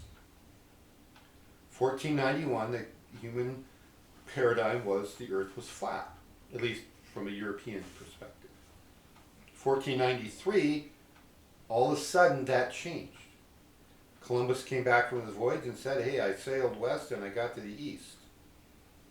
About 20 years later, it's in the late 15 teens or 1520s, I don't remember the exact date, Magellan sailed around the world. Actually, he died when they got to the Philippines, but his crew completed a circumnavigation voyage all the way around the world. And that was the final nail in the coffin until about 3 years ago when the CIA started its PSYOP trying to reintroduce the concept that the world was really flat, which was really being done as a test to see how their dumbing down process has been going. Will people buy into that, modern people? And a lot of them did. A lot of celebrities especially. Oh yeah, it's flat. See, look at this table, it's flat, world's flat. And that's like the sum total of their logic. So what you're going to learn to do in this work is you're going to do kind of what, I'd forgotten I had written this, what Viento was talking about, this cross-culturization, cultivation of different areas. You're going to know what you know from what you've learned in this incarnation. And you bring all that knowledge in. Then, with this Toltec work, you start accessing very consciously and deliberately things you learned in previous incarnations. Things that you kind of brought in with you. It's there as a seed. It just needs to be watered so it can grow and flourish the right way. Then, when you learn how to access the Akashic records and the higher planes and the ancestors, you bring in other knowledge out there that you've never known before. And you mix that into this elegant perspective, this elegant combination of knowledge and abilities that are intended to magnify your personal true will. So you have a piece of the puzzle you're supposed to be doing. You contractually agreed to do something before you incarnated here. And the reason I know that's true is because everybody who incarnates here has to agree to something, or you're not allowed to incarnate on Earth. And there is literally a waiting list in the hundreds of millions for people to incarnate here right now during this time of great transformation of the planet and of humanity. People talk about how hard it is to apply to some of the really good colleges like UC Berkeley, what they used to be, Stanford, Yale and Harvard, they used to be. They're living on reputation now, most of them. But there's a waiting list, you know. 1,000 people apply and 10 get in, right? So out of their class, they get however many thousand new students. It's like 100 to 1,000 to 1, you know. For every 100 that apply, only 1 gets in. That's easy to get into compared to Earth. Earth is a lot harder to get into than Yale or Stanford. But you're here. You made it. One of the things, a little teaser, in my book, I talk about University Earth and what you're supposed to be learning here. So when you combine all that, and we look at it, and I've done this, and most of you listening probably have done a lot of this. Some of what I know is this, is I know and I see what the potential for humanity really is. We really can become gods. And it doesn't have to take a real long time.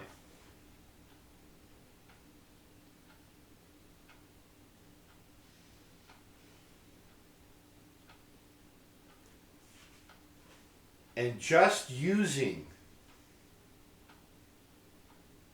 the knowledge that exists right now, today, without any more development or design work required. Just what we have patents on, we have the books written, we have the design plans, we have working models, whether it's technology or any other form of using information. The world we're living in could become completely different overnight. We don't need to be pumping oil out of the ground and spilling it in people's drinking water or spilling it in the ocean and destroying life. We don't need nuclear power leaking radiation and destroying half the Pacific Ocean. We don't need any of that. 100 years ago, Nikola Tesla had invented free, quote-unquote, free energy technology that basically extracts energy from the vacuum, the background field of the universe. We could have our Jetsons cars right now. The designs exist. The military is using them. You could have a little unit in your house, no bigger than, say, your laundry room and your washing machine and dryer combined, that generates all the electricity you will ever need, completely pollution free. We could have instant communication that doesn't cause cancer in your brain, that doesn't destroy your blood cells the way the 5G is doing. All this knowledge about how to get along as a unified humanity, that knowledge exists right now.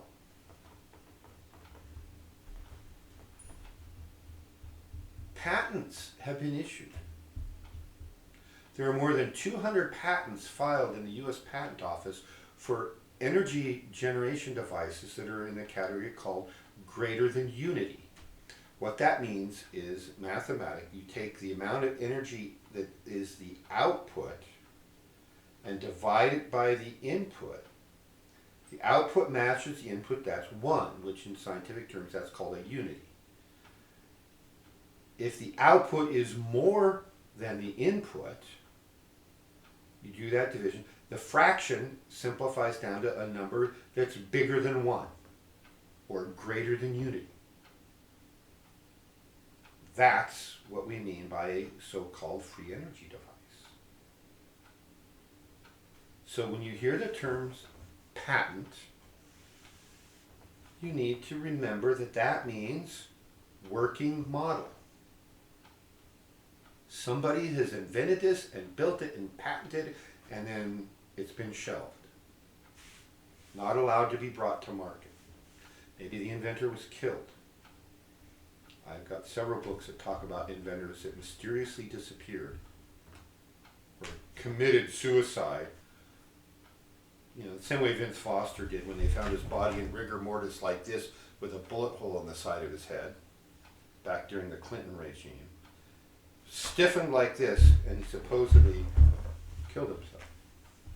Or the guy who they wrote off had killed himself with a bullet hole in his back. Well, all the naturopaths, like doctors and Yeah, everybody else. a lot of them have been killed and died under mysterious circumstances. But right now, today, this is what's out there. So, can we use the Toltec knowledge to change our world? That's kind of where I'm going with this.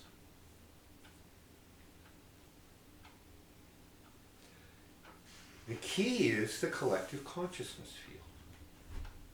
The Toltecs have a better chance to put things into the collective consciousness field than any other spiritual system. Now, technology is being used against us in that regard. So there's a wide range of technologies that interfere with human brain waves and are designed to limit that are being used. It's part of television frequencies, it's part of internet frequencies, it's part of this 5G network is designed to do exactly that. Yeah, it's really fast, it just kills you along the way. So in this work, there's a fine line between comfort and discomfort. If you have too much discomfort, you can't work. So people who are perpetually being shell-shocked in a war zone, or in fear of being in a war zone, that's a brainwave frequency that's not conducive to doing the highest level work. On the other hand, if you have too much comfort, there's no incentive, there's no drive to do the work. We need that. We need impetus to work. We can't have life too easy, but we can't have it too hard.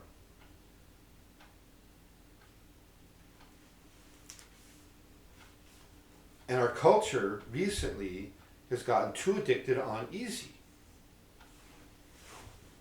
Sit down on your couch like a couch potato and you plug in something and you order it up from Amazon, especially in the big cities, and they fly it over to your house with a drone.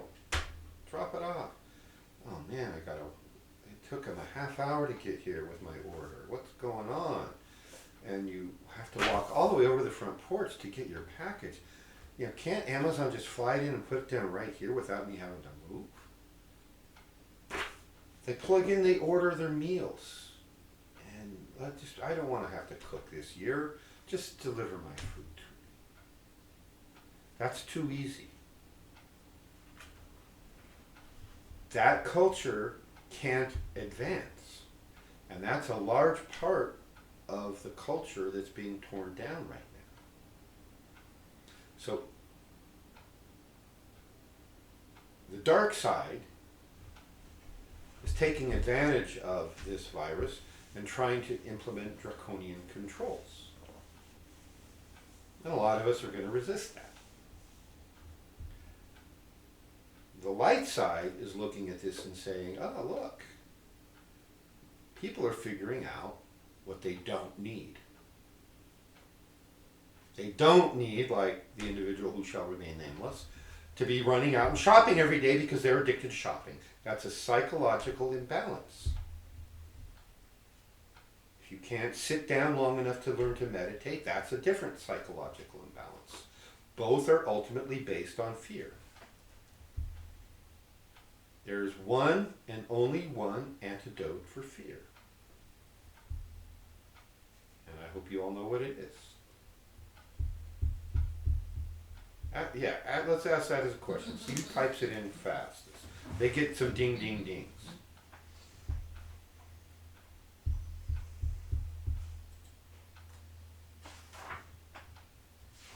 Yeah, and I think we're going to stop because then there's too much to finish tonight, so we'll finish it next week. Anybody got the answer? Muad'Dib says do it anyways. Do what anyway? Whatever you're afraid of. The fear.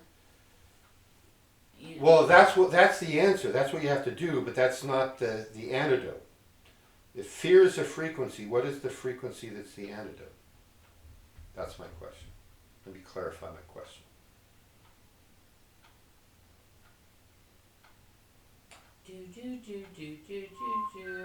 Love. Love. Who said it? Muad'Dib. Muad'Dib, of course. And then William. And then William. And Ding, ding, ding. They both get ding, I was ding, ding. thinking of it. Patricia says love. Patricia says love. Now, of course, now everybody's learned it's the right answer. Yeah, it's love. Christ said one of his 2 commandments that he gave us. So you take the whole book of Exodus and Leviticus and you simplify it down to 2 commandments. Love the Lord thy God with all thy heart, mind, and strength. And the other is, love thy neighbor as thyself. That's it. It's all about love. The energy of the Christ consciousness that we hold in our heart center that's the frequency we want. And the formula for how to induce that is held on the tree of life. And it's held in any spiritual system that is a true system, meaning it's in harmony with the map provided by the tree of life. Keep in mind the tree of life is the map of the universe. The universe was built a certain way. So the formula to get there is like, so when we say just love one another like I have loved you, that's not, okay, here's this horrible murderer, I'm supposed to love him, so I will. No. It means zap him with the love ray. You exude a radiation beam from your heart center and you illuminate with the frequency of love. That's what Christ did. That's why Christ could walk in a room and everybody's like, oh, because he was radiating that frequency constantly. And we know how to do. We have the ability to do that. He told us that too, right? Everything he can do, we can do, and more. He guaranteed that. And most people never start to try. You want to defeat the fear that's out there in the world, we have to put something stronger than that into the human collective consciousness field. And we who are Toltecas, we need to be working together to create a reinforced field of love and be putting that out into the human collective consciousness field. And you can all do this immediately. Every time you sit down to meditate, morning and evening, do that. Take a few minutes and exude love, and whatever concept works for you, for the love of humanity, the unity of humanity, the benefit of all beings everywhere, whether that's Christian or Buddhist or Shinto or Hindu or Native American. Or just heart energy. And just that heart energy love. Whatever of those concepts work for you, because we're all saying the same thing. And keep working on your Toltec techniques, because that's how you get better at that faster than any other technique I've ever heard of, or read about, or even dreamed of. And I think it's because we have the strongest link back to Atlantis.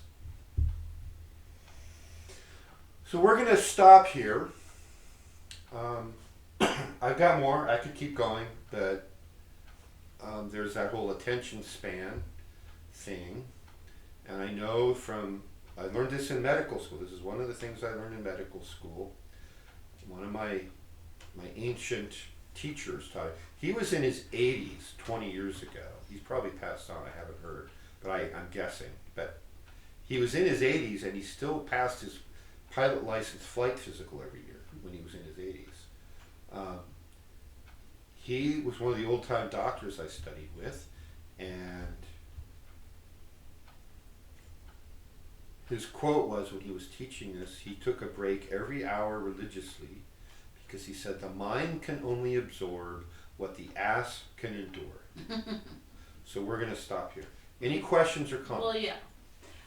So going quite a ways back, this is the last question I hadn't worked in, and then I'm gonna just skim through some other stuff and see if there's anything else.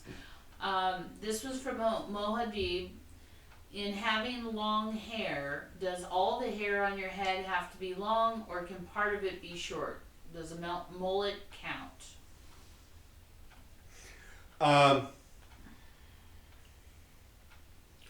Depends on what your objective is, I guess. But if you're trying to do what I do, which the Native Americans did, which is have long hair because it enhances your receptivity of the subtle energies, because each hair is an antenna. Every long hair you have helps. I'm trying to think of a good analogy. Sort of like a satellite dish antenna, right? Fiber optics, and if you cut. The satellite dish antenna, the larger the diameter of the dish antenna, the stronger signals you can receive. Now think of every square millimeter of that dish antenna connected to an individual wire coming out the back. It's like a different channel. So this is the way your inner ear is designed. They have these little tiny hairs that are attached to this long skinny thing that varies in thickness and width. And so one portion of it detects high frequency sound, the other portion detects low frequency sound, and there's a continuum in there. And each little stretch of that is connected to a hair, right? And then those hairs are wired into the hearing processing in our brains. So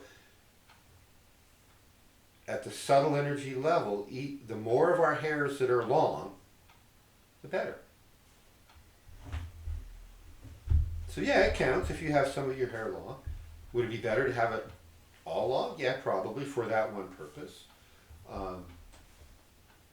If you're gonna do the mullet thing, that's fine too. Try it. Before you cut your hair into a mullet, I would say spend a week or two really meditating and paying attention to the kinds of subtle sensations you get when you're communicating with the higher planes, and then cut your hair and try it.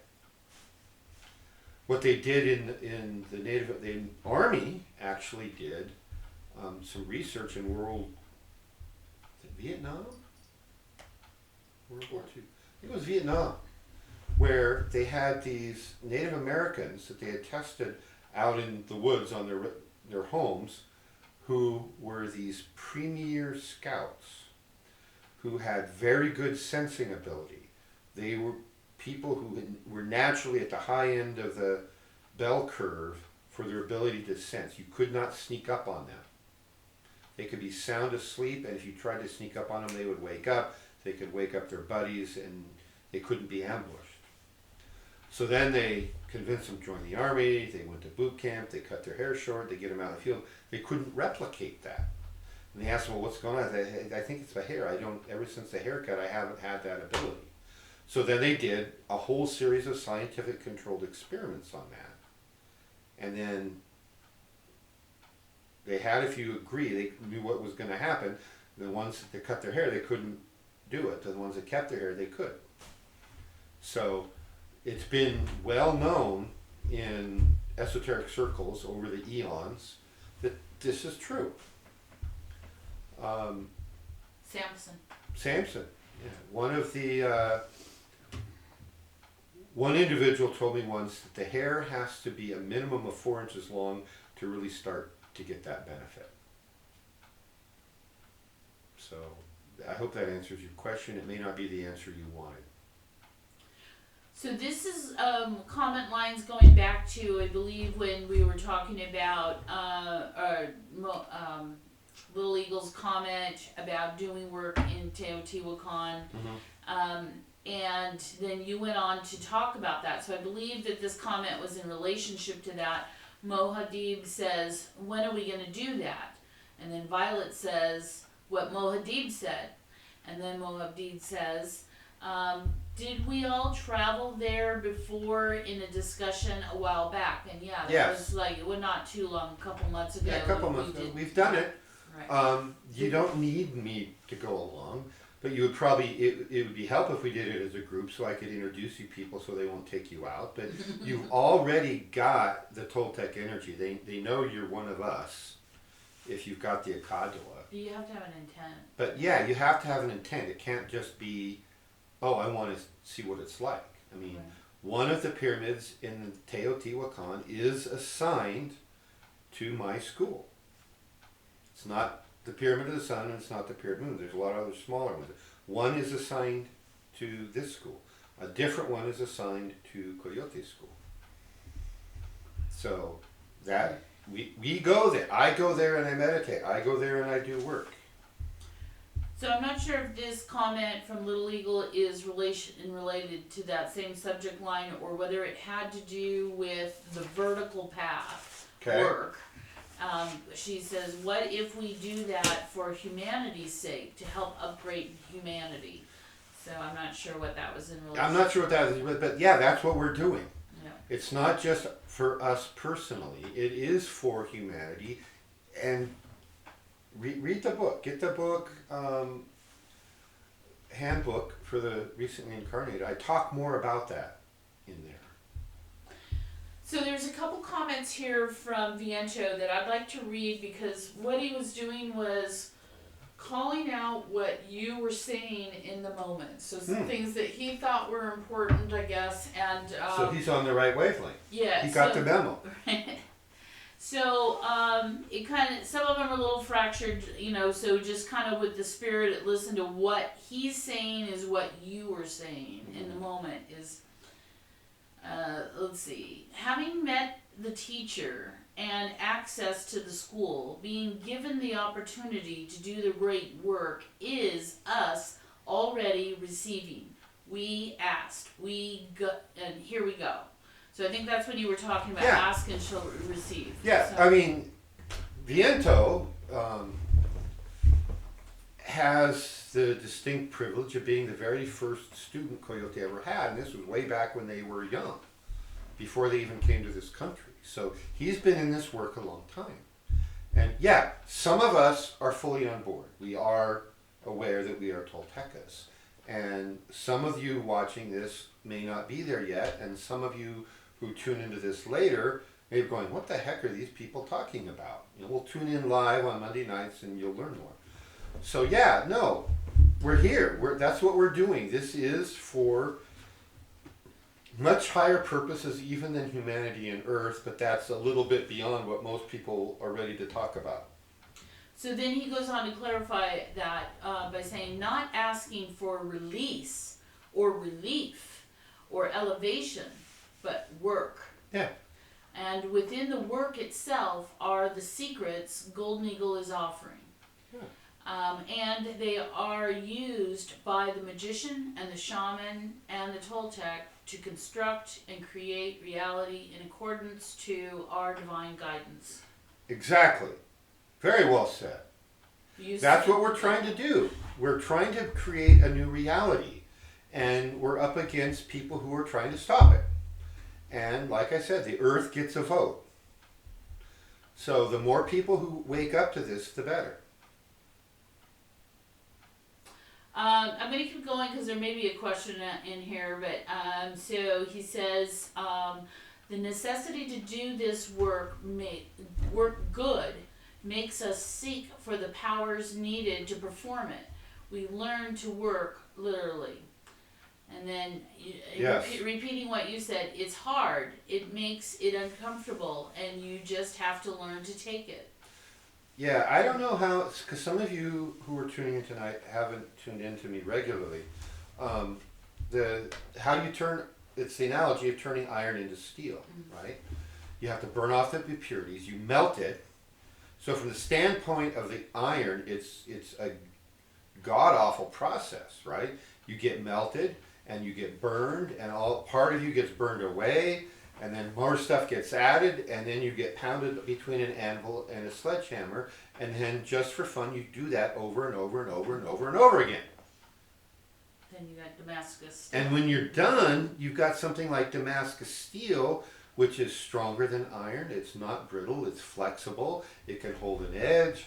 It's amazing, right? An amazing transformation. And so when you ask iron, hey, do you want to be one of these Damascus swords over here? Yeah. Well, here's what we're going to do. And they're like, ah! Right? So going into an esoteric school, doing this higher work, on the one hand, it sounds cool, but then when you find out how hard it is, a lot of people run away screaming. And like I say, I've said this several times, no spiritual teacher who's teaching the legitimate work has been in business more than a month or two and has not had students run away screaming. I've only been doing it a couple of months when my first student who came to me was all gung-ho, ran away screaming. Literally screamed and ran out the door. That's bullshit. That's bullshit. And out the door they go. Okay. I think they're Right. done. So this is kind of a common question. He goes, and I think this is in relationship to Christ and Tifereth on the Tree of Life. If I got it correctly, the churches made sin in order to cut access from Yesod to Tifereth by blocking the sexual force. This teaching effectively reconnect the reed back to nature, to Malkuth, in order to manifest the sacred. That's part of it. The churches, and let's be really clear.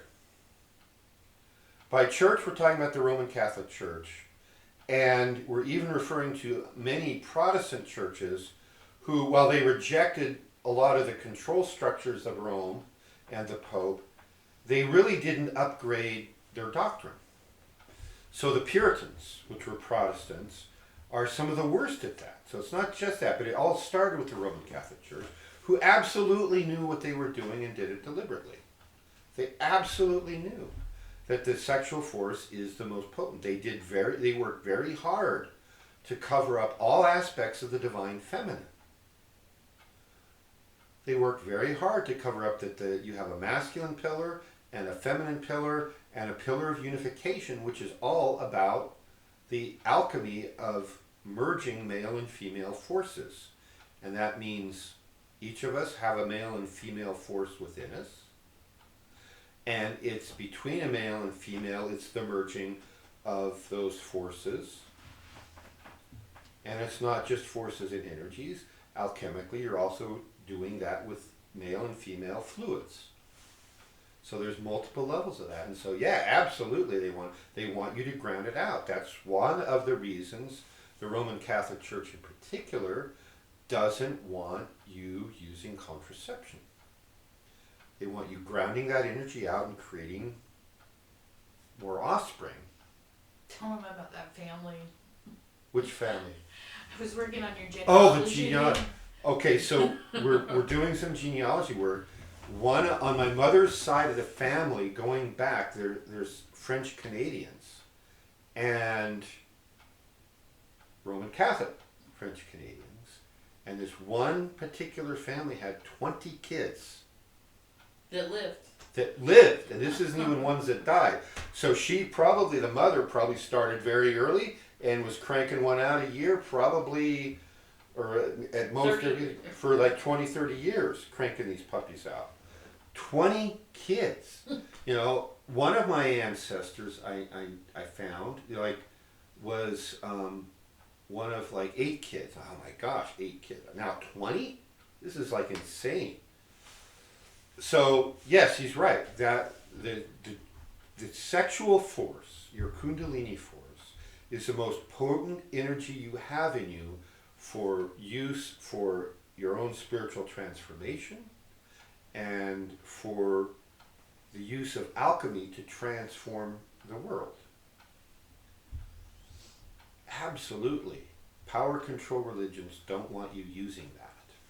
They don't want you knowing about it. That's why they've propagated this myth. Well, we don't talk about religion and sex in polite company. Because if you did, you'd figure out what you really got, and you'd figure out that the religion is out to control you in ways that aren't for the benefit of you or humanity. Anything else? These are all good questions and comments, and I want to congratulate and thank everyone for engaging tonight. Yeah, I don't know that they, qualify as a question. So. Okay. I don't have to hear the whole discussion, but pertinent comments like that. Thank you, Viento. And Wadib. Thank you very much. Okay, we're going to stop here. And we'll be back next week, same Eagle time, same Eagle channel.